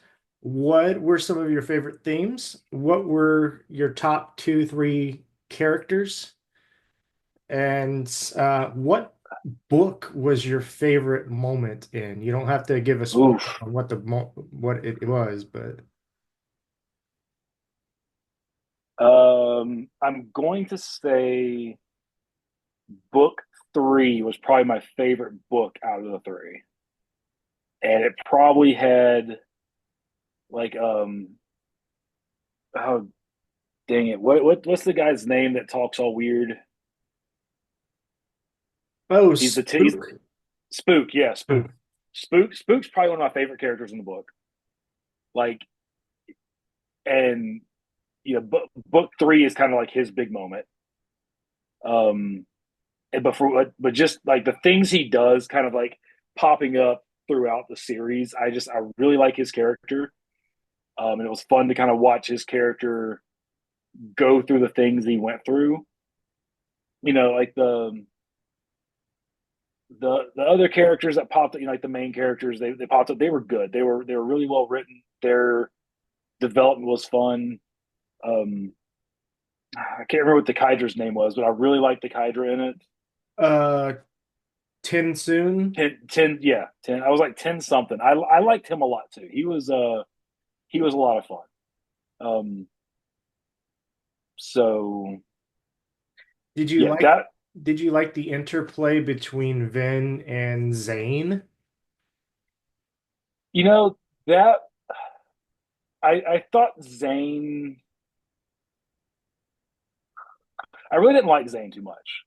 I almost felt like out of all the characters in the book, he was almost the most unnecessary. Like just the way he kind of came in, and then with what happened with Zane, I was like, they could have almost used a character that was already in play, especially with some of the other things that were going on, like with was it Ruin, like with the way Ruin was starting to do stuff. They could have, I almost like they could have brought somebody else in that was already in play instead of introducing a new character. I'll say, and I just had this thought. I feel that you're not going to get this reference quite yet. Oh my God. Oh, I feel that without a spoiler for Wheel of Time, I feel there's a lot of parallels between Zane and Asmodeus. I haven't gotten Asmodeus yet in Wolf Time. Yeah. So once you do, you might make Okay, that connection. That's all I'm going to say. There's no, um, that's fair. not to give any And spoilers for Wheel of Time or Mistborn. So yeah, and then you also recommended that I pick up Arcanium Unbound so I could read the Secret History, which that was a fun read. Secret History was a ton of fun. Which apparently Secret History connects to Stormlight Archives. Is that what I'm understanding by reading through it? well, I mean, It in a all way, of in a it. way. I mean, I Yeah. know it's all in the Cosmere, but like that was like a direct connection to it. Yeah. So it'll So it'll it'll feed um it'll feed more. And I'm not gonna deep dive into Cosmere because you haven't read much. no, I have And not. people listening to this episode might not have read any. So Mhm. um yeah, trying to think. The other thing I'm almost done with, and this has been an audiobook read because I started it when I went to Huntsville, Alabama for the Sasanta concert this year. So, um, Nice. since the last time we had a face-to-face, I've been to two Sasanta shows. And it was originally supposed to be a once in a lifetime thing, but And then then it was twice. yeah, it's twice because people bitched and complained that he didn't visit cities that were close enough to them. I mean, I flew to fucking Denver last year Right. to go to this, right? Not everybody's afforded that, but if you But want, if you want to go, you'll go. if it's something you absolutely want to Mhm. experience, you're gonna find a way to do Yeah. it, or you should find a way to do Mhm. it. Um, Even if it means sacrificing something else. Don't sacrifice your children, your family, your house, your car, or your financial stability. Right. But But you can not go to Starbucks for a month to go to a concert. yes, absolutely. And you don't have to fly there. But anyway, yeah, I drove to Huntsville for the concert, and I just put Skyward on, which is a non-Cosmere Brandon Sanderson. Okay. Um, the closest thing it feels like is Ender's Game. Okay. So I haven't read Ender's Game yet, but it I'm is a familiar enough. it is a story about a girl and her spaceship, and she's in flight school, and there's what we're understanding is an alien race that they've been at war with for a long time. You know what that just reminded me of? Uh, what was it? Conquest, In Conquest Conquest Born. Born? Yeah. Yeah, not No, quite the same, but yeah. just the little bit that you just said. I was like, that was the first thing that I still recommend that book to people. Yes, it's Whenever it's people ask you about like space opera type stuff, I'm like, dude, you've got to check this book out. you do need to read some of her other stuff.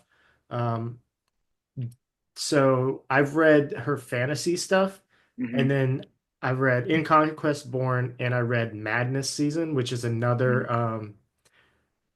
sci-fi kind of space opera type thing. Hmm. Um, man, this season is really good. Like I think I Okay. consumed that in 3 days. Um, Nice. the main character, uh, he is a vampire on Earth, Okay. and then Earth gets invaded by aliens, Hmm. and so he gets captured, but then he's like Earth's and humanity's only hope, which is just bizarre because Right. of how ostracized he was. Right. So you get that character like fighting, like, okay, Right. The inner turmoil. Yeah. do I really want to save this? Mhm. Um, but it's so like not no pun intended, but it's so alien. Right. But it's really cool shit. Highly recommend that one too. I'll have to check that out because like I said, I still like if I'm talking about books with people and we even remotely go towards anything like space sci-fi, I was like, look, we got to talk about this one because it's still that's how much that book has stuck with me. We read that a long time ago. Yeah, it was our second book. I think so. Yeah. But yeah, that chapter, her the chapter that she said was like her best chapter. And I think Hmm. was it the one where she was traveling across the ice planet? Yes, Okay, that was and the like one. having like connect with the different things and survive and stuff. Yeah. That was wild. That I like that chapter is sticks out so Hmm. much in my head. Um, yeah, good stuff. She that's just one of Justin's, I think it's Justin's favorite author. Wasn't he She the one that recommended that one to you for us to read? Yes. Yeah, that was he recommended that for us to read on the podcast. Yeah, well, he definitely knocked it out of the park with that one. Oh yeah, oh yeah. He's the one that got me into her anyway back in Mhm. 2006. I haven't read all of her stuff, but good stuff there. Yeah. So mm, you've been I'll say single dadding it, but you've been deployment dadding, like Air Force dadding We'll call it solo parenting, temporary solo parenting, if you will. for how long? Yeah. So my wife's deployed. She'll be gone for a total of 6 months. She's in Southeast Asia. No, I always say that she's Southwest Asia is where Okay. she's at. So, And she but how long into her deployment is she? we're about a month into it, roughly. Okay. So, Good for and you, that's man. Good for you. It I mean, I hate to say that I'm kind of used to it. This is her fourth deployment, so we're kind of each one of them's a little bit different. But like 'cause this is the first time she's left there in this time frame. So like right after she left, the girls had state testing. Then my oldest daughter had her end of the year volleyball tournament, so it was a real big tournament for them. And so there's a lot of stuff that kind of happened like right up front, right whenever my wife left, and so that made things a little bit more emotionally draining at the very beginning. But now I feel like we're kind of like settled into our routine now. So and now summer's about to hit, so that'll be fun. yeah, that's yeah, it takes a lot of responsibility, but you know, we've had so many conversations about fatherhood Mm-hmm. and raising girls. Yep. But if that's something that you wanted to do, and a lot of people do make that conscious decision to have kids, um, it to me it comes finding a way comes so easy, right? Oh yeah. You're going to things are going to come up Mm-hmm. where it's like, oh, this is a new situation or this was Mm-hmm. unexpected, but and you might feel like, oh man, I'm so overwhelmed. How am I going to get through this? But it's something you chose to do, and finding a way through it just comes so easy, and Mm-hmm. you do it over and over. Um, but I've never been solo parenting for uh, any longer than like a week. So kudos to you. I mean, I do my You do father-daughter, your daddy-daughter trips, yeah. and that in itself is, that you could say that has a very similar, but maybe even more intense, just because you're not in the familiarity of your own house, having to, make sure your kid is set up and you're doing all this, Hmm. soloing it, traveling around the country, staying in different hotels each night or Hmm. every other night or whatever it may be. Um, and, you know, it has its challenges, but it's so rewarding. Yeah, for sure. Um, Jules told me the other day, man, you're the best dad ever. Like, I really love hanging out with you, and I love these trips because it's just I remember all these things, and she brings up so many little bits, and like Uh-huh. I'll have forgotten little things, and it's fun to see Right. what she remembers and what she doesn't. And then they'll hit you with the, "Hey, Dad, you remember that one time I made you real angry and you did this?" I'm like, "Hold on, hold on, hold on, wait, wait, wait, wait, wait, wait, wait, wait, wait, wait. wait, wait, There, wait, there's 50 people listening to you right wait. now." Let's talk about all the good stuff. Yes, let's talk about the good stuff. You know, we all make mistakes, and so, but no, it's And fun. that's why you do those trips, man. It's because you get those moments and you get those memories, and then that's the stuff that she's going to look back on later and like really cherishes that time with her dad. That's like me and the girls, like I haven't done like individual trips with them, but like I'll take them out and just do stuff like one on one. We'll either go like I'll take them rock climbing by them, like just me and like take one of them at a time, just go rock climbing, or my youngest daughter likes to go shopping, so like we'll go, and even if we don't buy anything, just the fact that we're out walking around like there's this big outdoor shopping area called the Green that's got a bunch of nice restaurants, and like it's got just all these different like stores and stuff. She just likes walking around and going and window shopping. So it's See, not fun for me, but it's Jules, fun for her. So I like it. Jules will get angry sometimes if we don't buy something. Whereas, like, we're going somewhere and she has nothing in mind to buy, but Uh-huh. once we get there, oh my God, I want that. I need This, this. what this? Like, no. And then like we leave and she's angry. I'm like, why? Like, we did stuff. Like, it was spending time together. So. Right. But yeah, speaking of father-daughter trips, this is the fifth year. We're doing ours, and I'm not sure. So we're not quite sure because Chris had some like big thing, like his truck died, Mm-hmm. um, and some other things happened. But like his fridge died too. So, Mm-hmm. but I became my friend Chris's daughter's godfather this year. Okay, cool. So um, I invited him and his daughter to join us on the father-daughter. And Mm-hmm. so there was a portion that was going to be the four of us. Uh, Right. and so as of right now, nothing is canceled. Um, Mm-hmm. so it was going to be about 3, 4 days. We were going to the beach in Tampa and do bush gardens.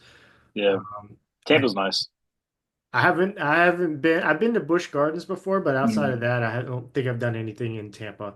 I rarely even remember being at Busch Gardens other than riding Montezuma's Revenge, which is called something else now, but Yeah, we went to Tampa.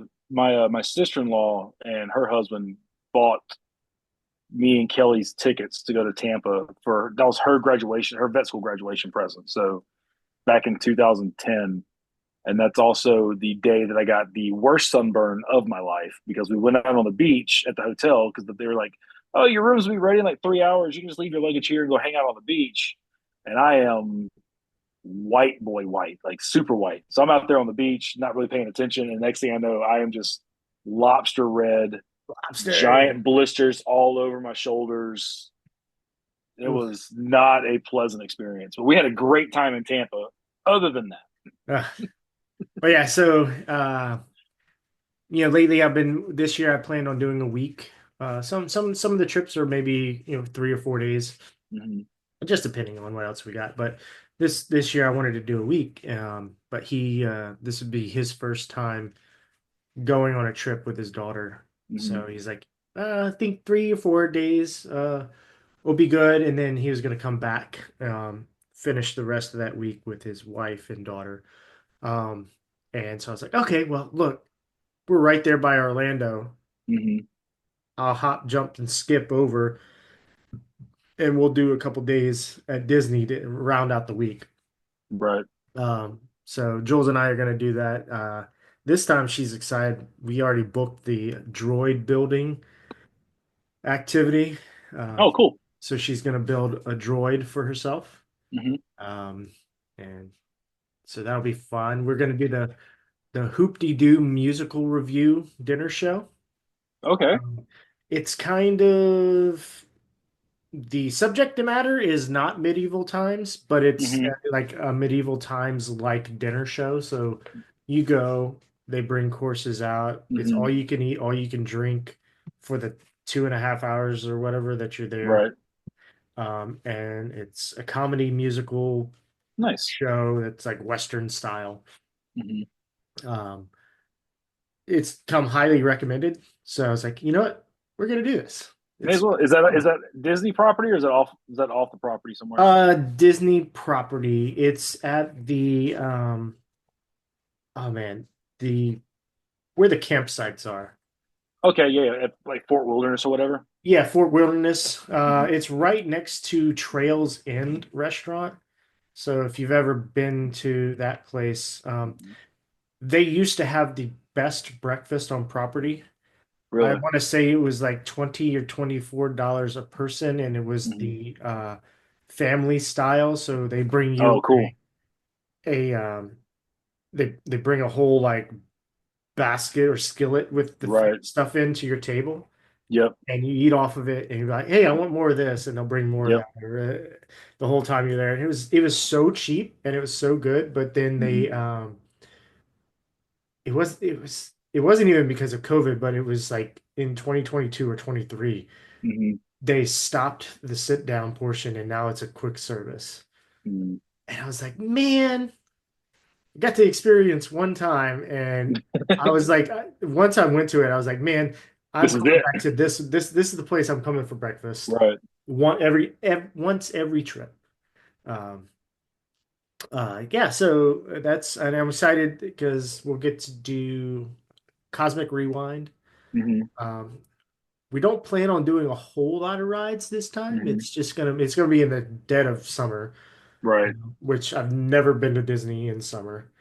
I'm used to the heat in South Louisiana and humidity, Hmm. so I'm not too worried about that. Right. Um, so we're just gonna, not do the uh, line waiting Hmm. simulation. Right. We're gonna do the few rides that I haven't been on, or we like, hey, these are the ones we want to do. It's not gonna Right. be hey, let's see how many rides we can get on For today. sure. Um, and so it should be relaxing and walking around and going in and doing some of like the shows Right. around Epcot, go around and watch the films at the Hmm. different pavilions and things that we've never done. Like, we just Right. walk like every time we've gone to Epcot, it was all right. Here's the next Hmm. country. What drinks do they have that have alcohol in Yeah. it? We gotta get the beers around the world done. Yeah. Um, but yeah, and I understand you were looking into something Disney related. Yeah, so we are looking at whatever every time my wife gets back from deployment, we always find we like to call them reintegration trips, where we'll leave, like almost a month after she gets back.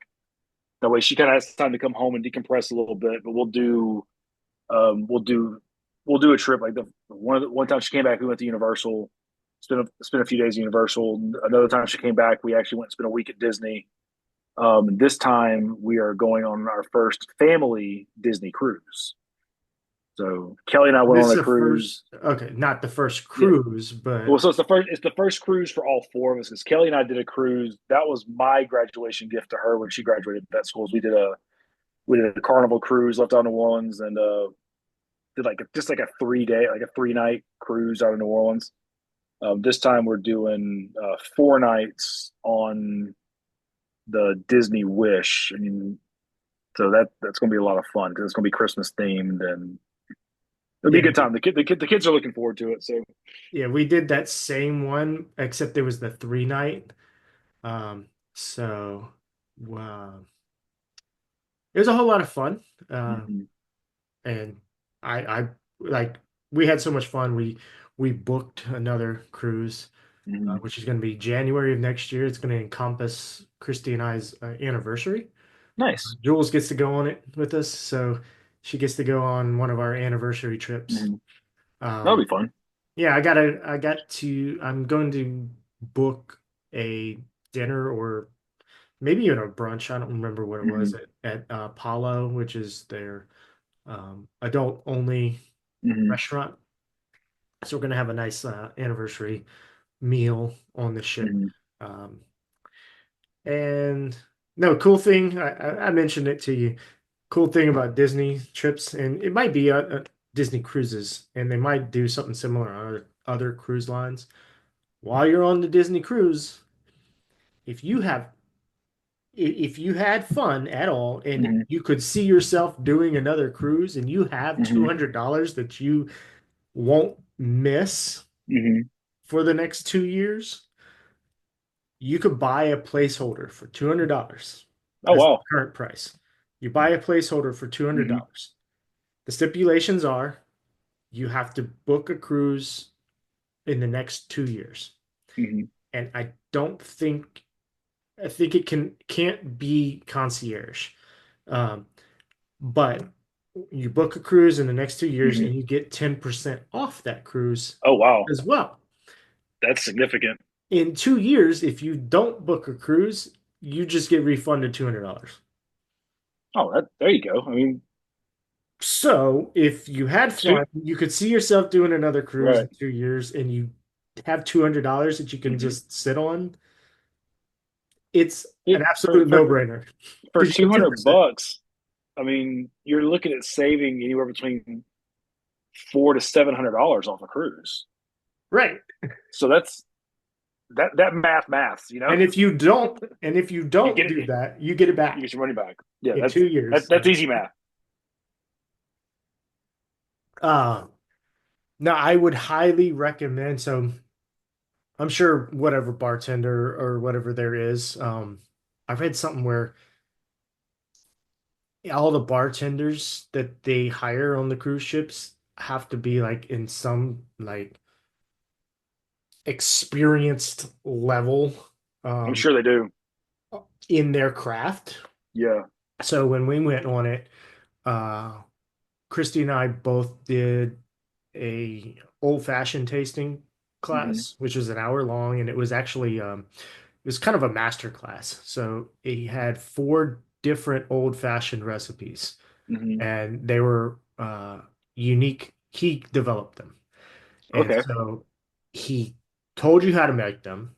Hmm. He kind of talked about how he comes up with matching flavors, Hmm. matching different flavors, how to decide between what syrup you're going to use versus Hmm. what bitters you're going to use. Okay. And then, uh, yeah, so you basically get it was $100, and you basically get four half cocktails. So Okay. two full cocktails for 100 Hmm. bucks, and like one of them he charges 60 for, another one he charges 80 for, Oh full wow. full drinks. Um, so if you're looking at that, you got 30 $70 right $80 there. for a cocktail is up there too. Oh That's yeah, wild. it is. But I'll tell you, the four that he made, and I went back and got another one from him, Uh-huh. one. So I tried five of his seven recipes that he had. Okay. Um, he only had four at the class, but Right. he had a total of seven, and I went back and I bought another one. Hmm. Awesome drinks. Um, one of the coolest thing he talked about where he had one that had like chocolate. Hmm. So instead of using a chocolate syrup, which would make it sweeter, Yeah, it's like sickly sweet almost. Yeah. he uses the chocolate bitters, which adds the chocolate Mm-hmm. flavor but doesn't increase the sweetness. Yeah. So that was really cool. He had another one that was floral. He gave us his recipe for a simple syrup, Hmm. just for quick old fashions. He's like, he said it so many times. Yeah, after the kid goes to bed, you just pull this thing out and this thing out, and Yep. you put it in, you mix it, and within 2 minutes, you got yourself an old fashioned. Um, well worth the price. Hmm. And it's stuck with me. I've been making old fashions. You've been on an old fashioned kick ever since. Oh yeah, and that was in November. Um, so, um, but yeah, I would recommend that. There's so many other things to do on the ship. Um, so much fun. Yeah, the giant water slide looks like fun. Oh yeah, that Christy and I went on it. Jules wouldn't do it, but uh, fireworks at sea on pirate night. Mm-hmm. Oh my goodness, like That sounds that's like fun. there was a whole pirate show, which was okay. Mm. Just be aware that some kids will sit there with their bubble wands and you'll just get bubbles in your face. But it's It's a just like being Disney at Disney. cruise. What else? Getting drinks at the different bar areas and everything. The Rose, which is like a little cocktail area. Hmm. They have a drink called the Rose. It's like Okay. $50 and it comes with a rose. Oh, okay. Um, the bartenders there were real cool. They've got a whole like romantic vibe going on. Mm-hmm. Like we ordered a drink and the guy was like, "Sir, let me ask you, do you have a pet name that you call your?" So like we ordered a chocolatini type drink, Uh-huh. and so I was like, not really, other than Babe. He goes, "Okay, well, do you trust me?" I said, "Sure." Sure. Um, Why not? I forgot uh, pet name he Hmm. wrote in the top of the drink. But Hmm. it was great, and he's just like Nice. just those uh, silver tongue type Hmm. vibes from the bartending staff there. And you'll see the bartending staff rotate in the Right. different places and areas, and they take on the persona for that area. Now, one Hmm. of the places I didn't get a drink was the Bayou, which is like the kind of Tiana style. Hmm. It was in a weird location on the ship because there's no doors that open up. It's like a Hmm. open area on both sides. It's in the middle, Hmm. so you got hallways that go on each side of it, Yeah. and so like people are just always walking by. Hmm. Um, and then you've got the Star Wars Hyperspace Lounge across the hall, Hmm. and they've got that little chung, like Mm. Star Wars door that keeps sliding. So Right. if you're sitting in the bayou, you're hearing that door open and close all You're like the there's nothing that sounds like this down in the bayou, so I don't know why it's there. time. I probably just wouldn't want to hear their like ridiculous attempt at doing any sort of accent. I'd just be like, please, like, just stop, please. Yeah, I don't know if they do the accents, but yeah. So, I hope they wouldn't because I'd be like, no, can we just stop? oh yeah. So y'all are excited about the potential of doing the cruise. Yeah, actually, Kelly and I just talked a little bit last night, and it looks like we're pretty much sold on that's what we're going to do. So now we're just going to we said I got to look at the girls' school schedule and make sure that the date for that cruise is going to line up with where we kind of want it to. That way we're not taking them out of school for too long. Yeah, and I'll say most of Disney, like if you do a package, the cruise, or you do resort plus tickets at the parks, Hmm. like you pay a deposit, Mhm. and then I usually just pay the minimum deposit, and then whenever the final is due, that's when I Mhm. pay the rest. Right. So like if it books it for you, and up until that point, you have the ability to cancel and get your refund Mhm. without being stuck to it. But you've put your foot, you have it booked, so they're not Right. going to be able to take it away from you. Um, so yeah, as soon I would recommend as soon as you do, and you have an idea, if you have a preference for deck or location of your room, Mhm. which we did, we walked through the halls at one point to deliver. Mhm. God, what were they called? Fish extenders, which is like a gift exchange type thing. Okay. So like you can go on Facebook and find the a private group for your sailing, and then Mhm. you can like choose to do fish extenders, which you get paired up with a bunch of different other families on the same Mhm. cruise, and then y'all go and deliver gifts to their stateroom. Uh, Interesting. but we walked through the hall to find some of these Mhm. staterooms, and I was like, oh my gosh, I feel like Jack on the Titanic walking through these small corridors where Right. our room, you literally got off the elevator.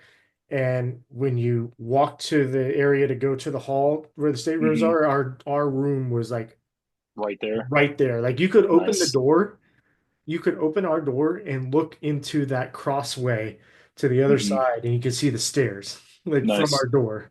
That's how close. And there wasn't a whole lot of noise. But yeah, Mhm. all that to say, put your deposit down as soon as you know that you feel like that's when you're gonna go. Yeah. Yeah, that's what we're doing. I just got like I said, I just got to make sure that the I got to double check the school calendar for next school year and just make sure that it's going to hit at the right time, and then we're going to do that because we like I said, we talked last night, and we're like 99.9% sure that's what's going to happen. Awesome. Because I mean, who wants to be in Ohio in November when you can go to like the Caribbean or the Bahamas or something? My wife would want to be on Ohio in November. I mean, I told you our honeymoon was in Boston in January, Mm, and then we went back to Boston in January for our 10-year anniversary. still never been to Boston. She loves the cold. I like it enough. I So, mean, I don't mind it. I mean, I've lived between living in Alaska and now living up here. I don't mind it. So, gotcha. but All right. Well, I'd rather go be on a boat. we're coming up close to an hour, just over 50 minutes. Do you have anything else you want to talk about, or something to leave our listeners or viewers with? Uh, I'll just go ahead. I'll throw out like some parting remarks. Good for one, good job on like what y'all have done with the podcast since I left. Like I don't listen to all of the episodes, but I definitely do get in and listen to as much as I can when I can. Um, and the podcast has continued to improve just week by week. Y'all have just done a better and better job, and it really is apparent. Um, but man, for everybody else, like just keep reading because there's so many good books out there and so much fun stuff to get into. Like you can kind of disassociate for a little bit and plug into a completely fantasy realm and not worry about all the craziness that's going on in real life and be, kind of forget about all that for a little bit and have some fun. So, but yeah, y'all are doing a great job with the podcast, and it's still a lot of fun to listen to for me. So Well, thank you. And don't forget you helped set that foundation. So it was definitely a good time. So yeah.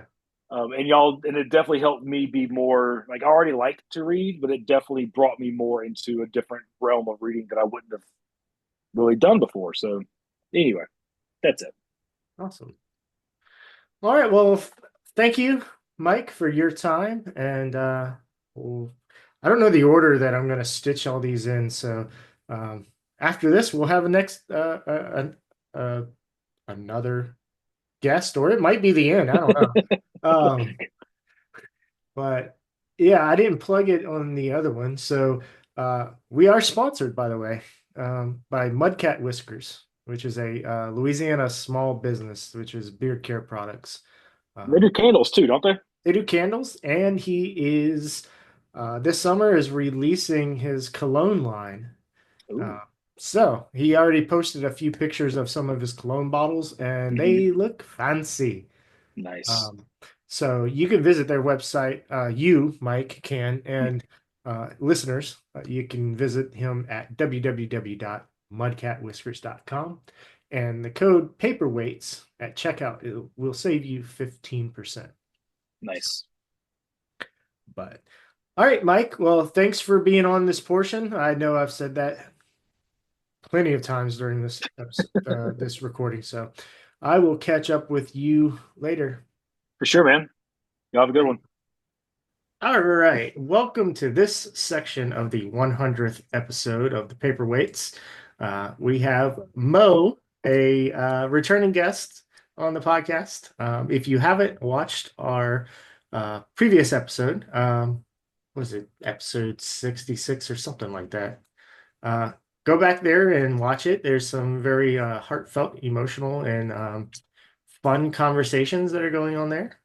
And so, uh, real brief, how have you been?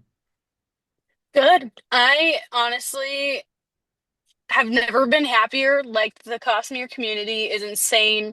I made so many friends. Obviously, you being one of my earliest, biggest supporters, and I love you, and I'm so excited to be back. Oh, thank you. Yeah, I love your content. I love you and your content. It'd be kind of weird if I just loved your content.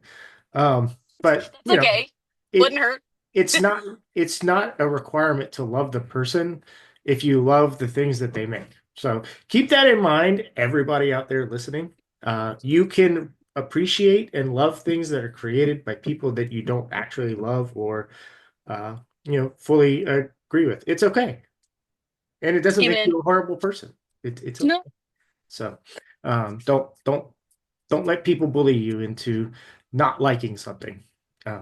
So goes with kids and adults alike. So yeah, I am happy, and I think you are going to be part of our 100th episode giveaway as well. That'll probably be announced around the time this comes out, or opened up for entries around the time this episode comes out. We'll probably announce it before. That way people can come listen if they want to. It's not a requirement to listen to this episode. And without further ado, I'm going to hand the this seat over to my daughter Jules because she loves being on the podcast, and she was super excited to talk to another woman about books. And I kind of hyped her up that you were kind of like my daughter from another timeline, because y'all really do. We've discussed this briefly a couple of times that y'all have so much in common. So I'm y'all so finally get excited. to meet and have a conversation. So everybody listening, if you've watched some of my early episodes, Jules has been on a couple. So I will turn it over to Jules. Thanks, Brandon. Thank Hi, you. Jules. Hi. So I have some questions for you. And we can talk about some things. So I have my fancy Gryffindor notebook right here, which I have I love it. written some questions in. Uh, so you can ask me some questions too if you would like. I'll start off with what is your favorite book and series or series?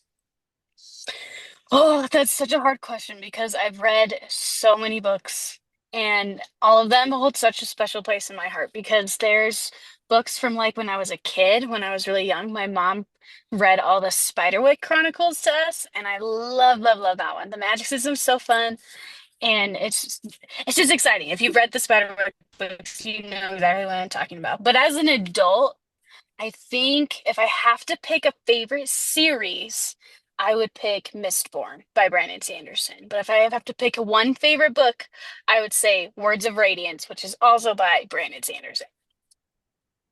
What about you? What's your favorite? I I like Winds of Fire, the series Winds of Fire. Oh, And my dad actually is a very uh he liked Brandon Sanderson a lot, and so he bought a book that says the world's most boring book ever. And it's like funny because it's like um but like it's about a boy sitting in a chair, and it's like in this book there's like nothing. So this is the book, most boring book ever. And there's also a little script right here, which if you want me to read it, I can. But if you don't, that's fine. But yeah.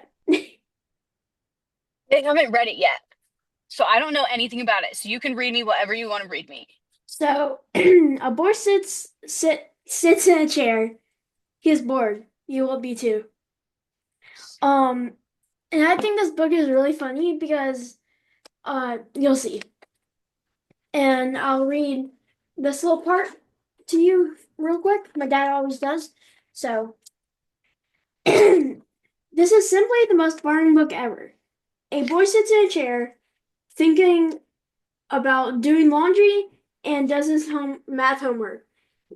It is a boring book, you will see. Please do not imagine dragons, sky pirates, or anything interesting. You will just be disappointed. So that's that little script right there. And it's just funny because like, sorry, but like, There he is, just Okay. chilling in his chair. he just chilling. And then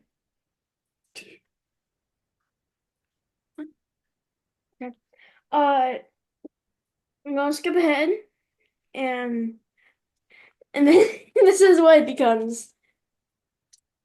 Oh my gosh, are those like airplanes? Uh I can't really tell. they're I think they're Like, like flying boats.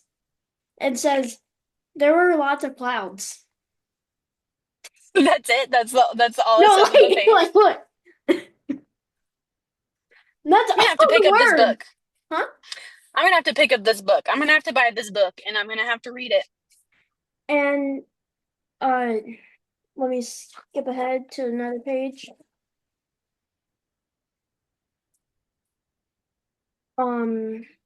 Sorry. You're good. So one thing that's funny is the boy got out of the chair.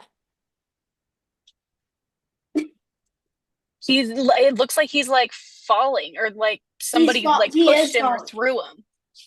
Yeah, he's falling in the chair, not strapped to him.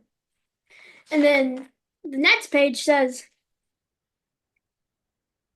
but you all, if you guys have this book at home, which you probably don't, but it's a really funny book.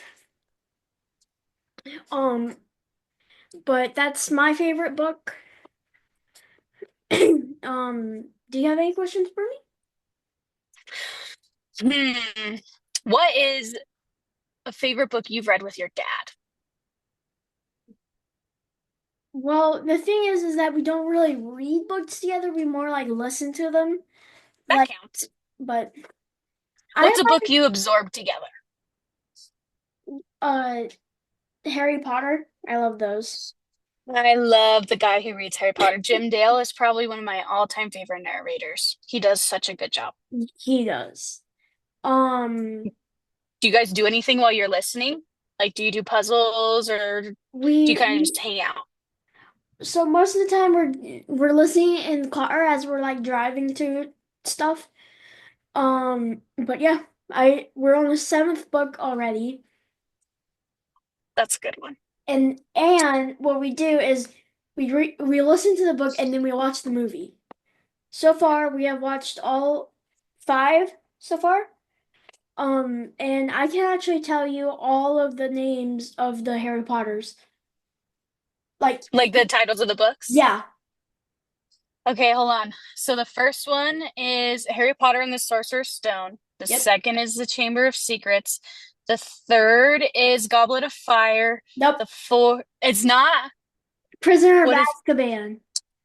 Prisoner of Azkaban, and then Goblet of Fire, and then Order of the Phoenix, and then oh, Half-Blood Prince. Yep. Yes, and then Deathly Hallows.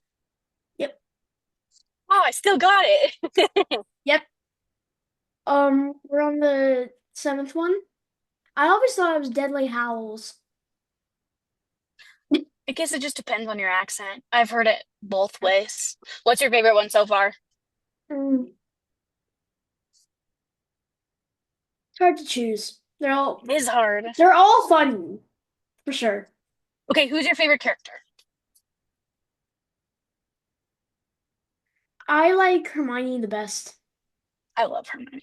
Have you done the quiz online that tells you what house you're in, the wand you have? You No. haven't done it yet? Okay, when you finish the books, I need you to take it and you got to get back to me because I need to know Okay. which one you are. I'm a Hufflepuff. I'm thinking I'm a Ravenclaw because I am very smart and I proved it in 2 ways. What is it? Tell me. So one time I was at this place and we like make our own ramen soup, and I haven't learned to use chopsticks yet, and I wanted to use chopsticks, but like you know how like people make like those little kid things? Yeah, that like hold them in. Yeah. They didn't sell those, and so I used my hairband and the straw thing, and boom. Girl, that is so smart. Yeah. I would never have thought of that. I just would have sat and struggled and then given up and been like, Dad, get me a fork. That's what I would have done. Yeah. So look at you I'm being all thinking I'm a resourceful. Ravenclaw. Ravenclaws are smart. I believe it. I believe that you would be a Ravenclaw. If you're coming up with stuff like that, you would be the top of your class. Yeah. Okay, wait. This is a new question. If you were to take any classes at Hogwarts, which one would be your favorite class? Transfiguration. Yeah, that's a fun one. Have you ever played Hogwarts Legacy? All right, I'm you're gonna have not to a have a chit chat with your dad. I'm not a big video gamer. I'm more like just chill. Listen, I'm okay. not a huge video game person either. However, this one hooked me probably because it's Harry Potter, but you get to be a wizard and you get to learn spells and cast like you'd go to all the classes and anyways, it's just fun. Even if you don't like to do like the story part of it and go fight all the bad guys, like it's just cool to hang out in your dorm and like talk to the other characters. Anyways, it's fun. If you ever get around to it, if you guys ever come visit, you can borrow my Xbox.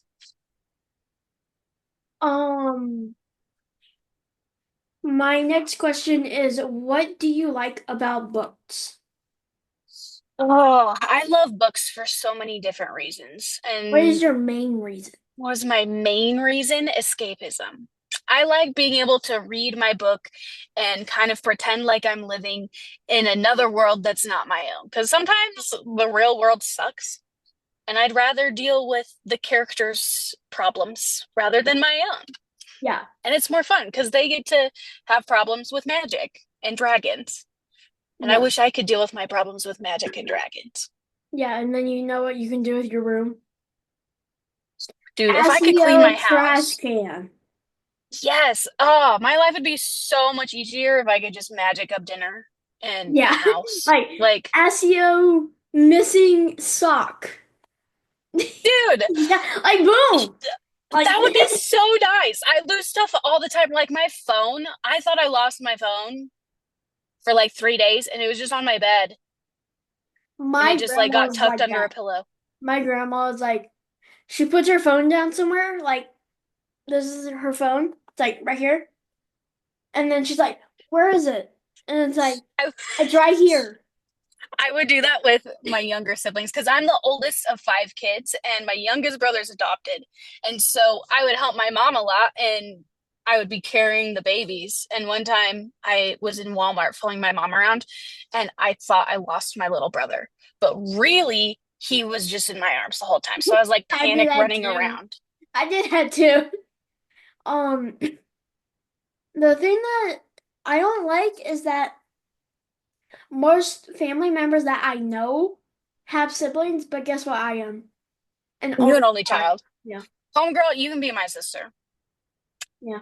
Adopt you. You can be my sister. Yeah. We can be best buds. I know that your dad can handle two of us, though.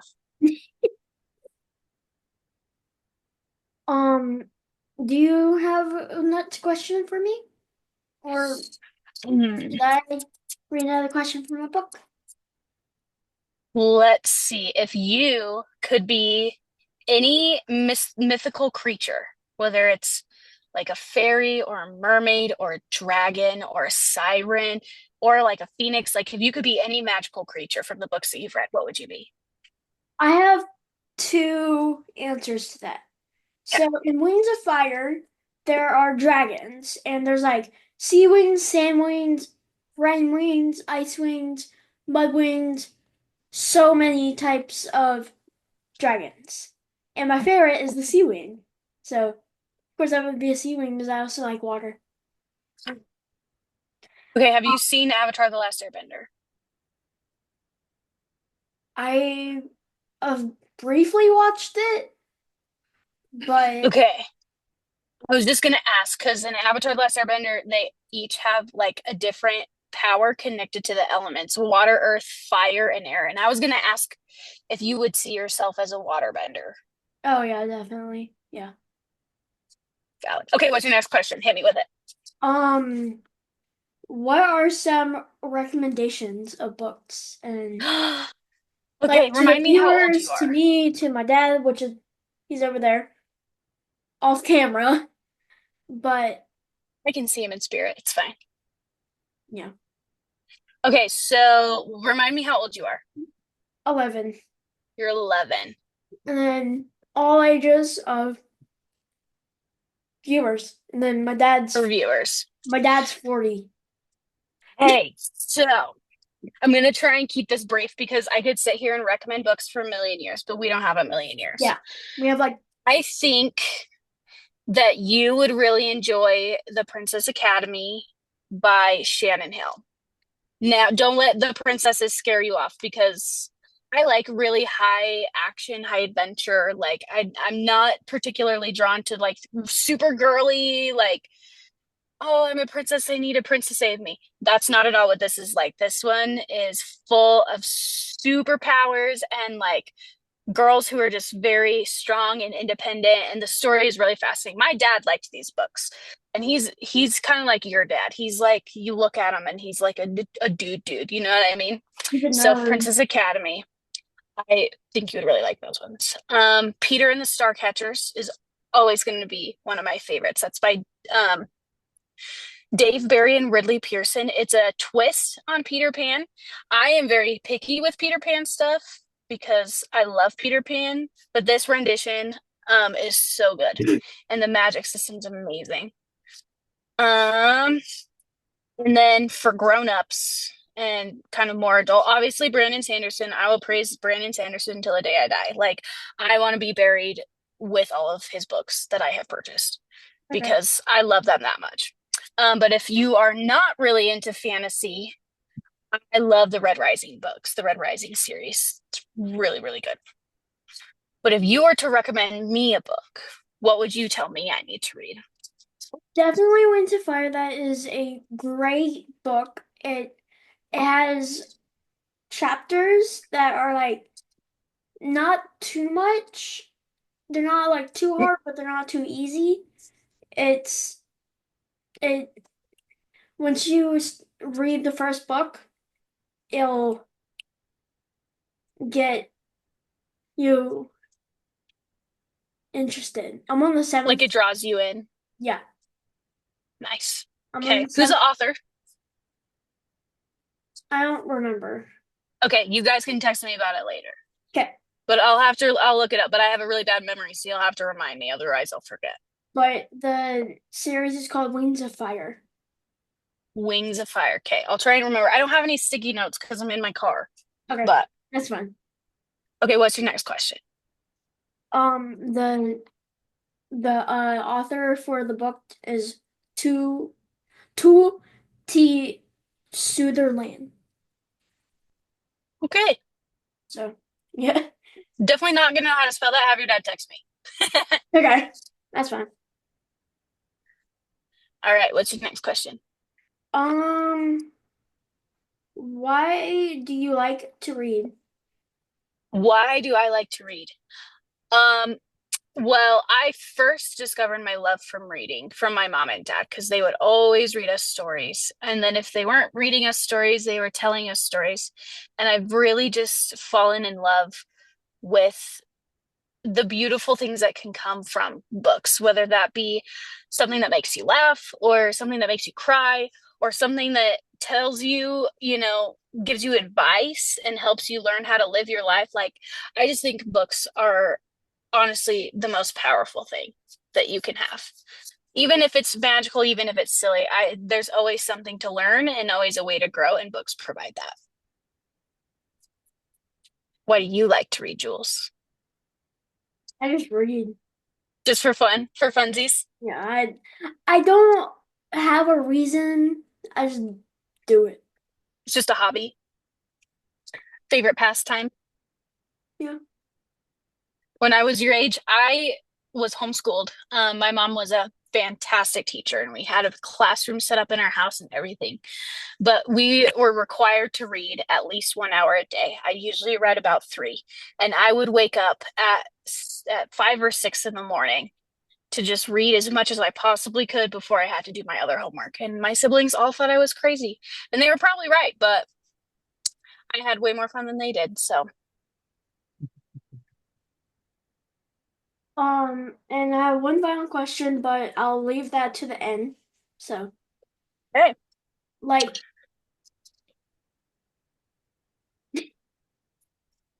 sorry, I cut out. Say that again. I have one final question, but Oh, gotcha. I am going to save it until the end to Okay. add suspense. Okay. Let me see if I can come up with one more question for you. Ooh, okay. What is a book that your dad talks about all the time that you want to read? So it's not really a book, but it's like a series. Yeah, that counts. The Stormlight Archives. Okay, what draws you to that? What does he say that makes you interested? So he always talks about like the spren in there, and I think that's really cool. And just the way that it is. There's lots of cool stuff. I don't really want to read it technically. I would rather like, and here's a spren. No way! Did you back the backer kit thing, Brandon? Yeah. He just like, wait. That's awesome. And That within one's the weeks. cultivation sprint, right? Yes. Yeah. I don't know the spren. But you will, and I'm Yeah. curious to see once you read those books what spren you would choose. I personally would pick a Windrunner spren, which is an honor spren. But that's just because I'm a big fat nerd and I've got a major protective streak in me, so. You have one that you like. I like pattern. You like Pattern? Oh, I love Pattern. He's so fun. He's a lot of fun. Have you like heard little clips of the books? Yes. Yeah, so you know what Pattern's voice sounds like? You don't? I don't know what he sounds like, but I know what he looks like. He's kind of wacky, huh? Yeah, he's like, If your dad could pick what Knight's Radiant Order you would be in, what would it be? I have zero clue what that is. Let's go. I only know about the sprint. He just tells me about the sprint. I just want to know what he thinks. I'm just wondering if he's got a guess. He said edge dancer. That's a good one. I have zero clue what that is. I guess you'll just have to read and find out. The clue is in your hand. Oh, this. That one. He's a lot of fun. Or well, I guess it might be Wendell, it might not. It might just be a general sprint, but you could make a fun little lift. I also I just came up with another question. Yeah. So, and also my favorite part that he read to me is like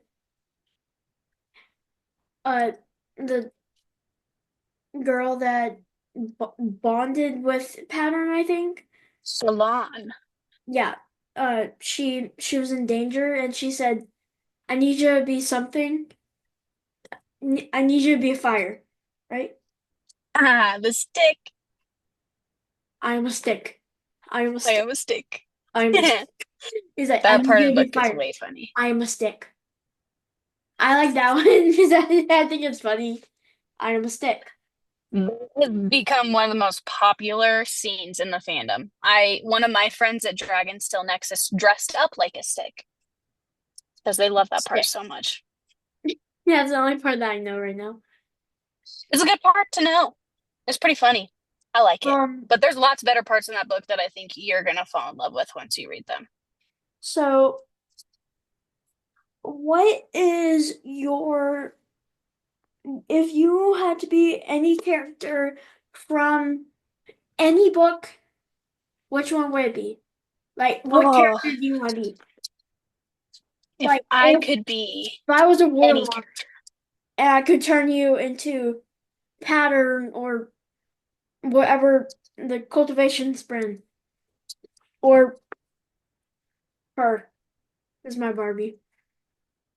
This is a hard question because I read a lot of books that are very like they have very heavy themes, and the people in the books go through really, really hard things, which is good to go through hard things in life, right? Because that helps us grow and that helps us be able to support our friends and help them when they go through hard things. But I don't know that who's someone in fantasy who just lives their best life, eats food, sees hot guys, dances at balls, goes on adventures without any scary things or sad things that happen to them. Whoever that is, I would like to be that one. As you said, hot guys, a picture of me and my dad, well, no, my mom and my dad appear on the Alexa. Oh, it like popped up when I said hot guys. It heard me. Yeah. It was like hot guy. Oh, it was Brandon. like at a church. I think they were marrying, right? I don't know. Speaking of which, in your background, there's a picture in the middle. Is that of you and your dad? Yes, that is. Cute. That is a sketch that we did at the zoo. And then That's so cute. what? There you are, right in the center of his display. Right there. That's so That's awesome. my dad. And then in the photo, he has a beard and he has a little piece of hair. Yeah. It's That's awesome. That's so like cute. lips, hair, skin, hair. Everywhere. Not up here. Barely up here. Well, in the picture, you can't tell, right? In the picture. Yeah. But do you do jujitsu with your dad? Yes. Yeah, do you love it? No. No, you don't like it? No. I've thought about doing jujitsu. I do not like it. You get thrown down. Last 2 days ago, I wished that I had known some form of self-defense other than grabbing a book, because that was the closest thing to me. But where I live, a lot of people have Airbnbs, and this guy walked into my house while I was home alone and I was taking a bath, and he walked into my house and he started walking around my house, and I was like, what do I do? So I like grabbed my Grab the towel. nearest thing, smack him. I know. Grab I was like, a book, all I've got is a do book this. and Do a this. towel. What am I gonna do? Just Do whack that on his it. head. I don't think Pick my him up problem the is I don't alley. think he meant to like harm me. He was just confused. So I walked out in my towel and I was like, what are you doing in my house? And he's like, is this the Airbnb? And I was like, buddy, This is my homeboy, Airbnb. this is my house. Like when you walk into this room and there's shoes on the floor and a 3D printer like directly across, there's like There's dinner on the somebody counter living cooling there. down. Get out Does of that like it was anyways, it freaked me out, but he like walked around my house for a solid minute before I worked up the courage to throw on a towel and go tell him to leave. And so I was like, I wish I have you knew ever watched jujitsu. Rapunzel? Yes, I love Rapunzel. Take the frying pan or a book, bam! Throw him out the No. window. Get I out need to of watch Tangled. Airbnb. What? I haven't seen that in a long time. Take something hard, like a Barbie doll or book, whatever, microphone, a keyboard, whatever. Well, bam! Drag him outside. Bam, bam, bam. Throw him out the ma'am. Throw him out the window, ma'am. I should have. I should have been more prepared, but I wasn't. Yeah, I was just just like freaked out. take a book, pretend this guy, and then goodbye, sir. I'm just gonna have to Get come out of visit, my and house. you're This gonna is have my to teach me some Airbnb. moves. This is my Airbnb, not yours. Now get out. It was so freaky. But that's so cool that you, even if you don't like it, it's cool that you do jujitsu because that's gonna be something that, you know, I would hope you never have to use in a like a life-threatening situation. But if you have the skill, like that's awesome. I think it's cool. Miss Sombrero. Yeah. That's awesome. Okay. So we're about to wrap up. Or, Whatever you want, girlfriend, take it away. my final question. Drum roll. I don't have anything to bang on. Wait, yes, I do. Okay, go. What type of friend would you be? What type of friend would you like to be? That's a hard question. I think ink spren are really, really cool. But I also love Maya Lauren, which you don't know who she is. I don't. But she is also a edge dancer spren. What's it called? Cultivated spren. But I think it just comes down to personality typically. And I feel like if I look at myself from an outside perspective, I think my friends would say I am an honor spren. I think they would say I'm a lot like Syl because I'm kind of goofy, I'm kind of funny, but I'm very caring. And I'm like golden retriever type, which is very much Syl. So I'd probably say that I am an honor spren. Love it. You feel like you need chips and salsa, and like you could just eat the chip out of the salsa in your sombrero. On the floor, dance around it. I'm short enough that I could walk around and people would just scoop their salsa out of my hat. That's dirty, though. That's Whoa. If You you don't close know your where that- eyes and don't think about it. But you don't know where that sombrero has been. You don't know if it's been a person with lice. That's true. That's gross. Okay, Yeah. never mind. Scratch the salsa sombrero. Bad idea. Salsa chip sombrero. New and improved. You get sick. New way to get sick. Sombrero lice hat.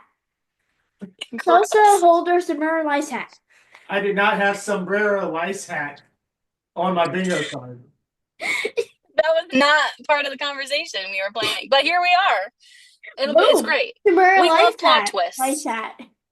We love plot twists. It's Golden Well- Corral Part 2. That was so funny. I'm still not over that. There's things that I get. Now here is a weird thing, but it's gross. Okay, I'm preparing myself. All right, Okay, go. audience, be prepared for this. Okay, you I'm prepared. I don't know what's going to come out of her mouth. Brandon's all Words are gonna nervous. come out of my mouth. Duh. Words. Okay. When I laugh too hard, gas comes out of my butt. No, I'm like. It's okay. We all have little things, little funny things. Oh, When and my dad got a toilet paper roll for Christmas. And one of the things that it says is when you sneeze and fart at the same time, your body takes a screenshot. that's hilarious. Oh, that's hysterical. I'm gonna need to see a picture of that. Okay, I'll send it to you. Here. Do you get it? Yeah, okay. Nice. I got it. I got it. Look at that. Nice. Pass it over. Telepathic. So I'm gonna pass it over to my nerd-loving dad. Sounds good. Bye, Jules. Thanks for your questions. You're so cute. I Bye. love talking to you. Make sure not to eat salsa and chips out of a Sombrero Lice hat. Noted. I don't think that I will ever do that. She's so Bye. cute. I love her. All right. Well, thank you for taking the time out to have that conversation. Made my day. Yeah, I think it's going to make everybody's day if they listen to it. So, never know what's going to come out of her mouth. You know, it's interesting. So, we were all Keeps kids you on at your one toes. point. So, Exactly. There's nothing wrong with it. I loved it. yeah, very, very uncensored, candid, and full of surprises. Love it. She's 100% my daughter. We just need to get her to like read more, and enjoy jujitsu. So Enjoy jujitsu. Yeah. Is it one of those things where like it wasn't 100% her decision, so now she's completely opposed to it? Oh, absolutely. So like first we had her in dance, and then Uh-huh. dance didn't go well, so we put her in gymnastics. And the criteria that they kept using when they would test to put her to the next level, every time they tested her and they gave me a sheet of paper, it had like a different bottom number that they had to reach. And I was like, okay, I don't like this. Like, I'm taking her out. And I'd been Weird. wanting to do jujitsu. So they didn't have a consistent testing going on. It was just like every 6 months they're like, oh yeah, they should know this. And so they would change the test. And so it was always just like moving, and she just couldn't test out of that level class. That's weird that they're testing in the first place. Like, Yeah. that's so So, bizarre to me. so I was like, you know what? I've been wanting to do jujitsu, but all of the running around, driving around, trying to get to different places to do things, it didn't match up. So after the third time of her not passing into the next level of gymnastics, I was like, all right, I'm taking her out of this place and we're gonna go do jujitsu. She wanted to do karate, but I was like, nah, we're gonna do jujitsu. You like, and my thinking was like, you just want to do karate because you've heard people say I want to do that they do karate. But they're all martial arts. I think jujitsu is a lot more practical, especially on a one-to-one basis. Karate, okay, you're only going to kick so many times and so many people. But if somebody grabs your leg when you go to kick, Yeah. you're done for anyway. Yeah. No. I think it's great. I think it's awesome. Like I was telling her, I think it's awesome that she's developing this skill, even if it's not what she wants to be doing right now, because that's And she something that could save her life. definitely has learned a lot, and it continues to learn it, and shows me that she does. Um, just got to work on that confidence, and build that seed of, you know what, this isn't so bad. Go from I'm only here because my dad makes me be here to this isn't so bad, and I'm learning, and you know what, I'm kind of good at it. And then you get that taste of, oh, I know how to control somebody. And then you go down the Teravangian route of like, yes, I can control people. Not going to go There's deeper into Teravangian, but right. There's a girl who lives in Utah. She's a cosplayer. And when I lived up in the same area, I would take my niece and nephew to go to their jujitsu when I was babysitting them, and I like was partially nannying them, and she was there running the studio with her dad, and she's huge in the cosplay community, but she's very skilled, and it's fun to watch her take these dudes down like nothing. And I was like, holy crap, Oh, I could never do that. so speaking of that, the very first day we went, me and her went together. I don't think there were any kids on that day because it was an adult class, but there were some females, and I want to say at most this one was like maybe 130, 140 pounds. She was a blue belt at the top. Excuse me. She was a blue belt that day, and Jules was drilling with her, and then they rolled, and like Jules just told her, my dad's big and strong, and he can, kick your ass.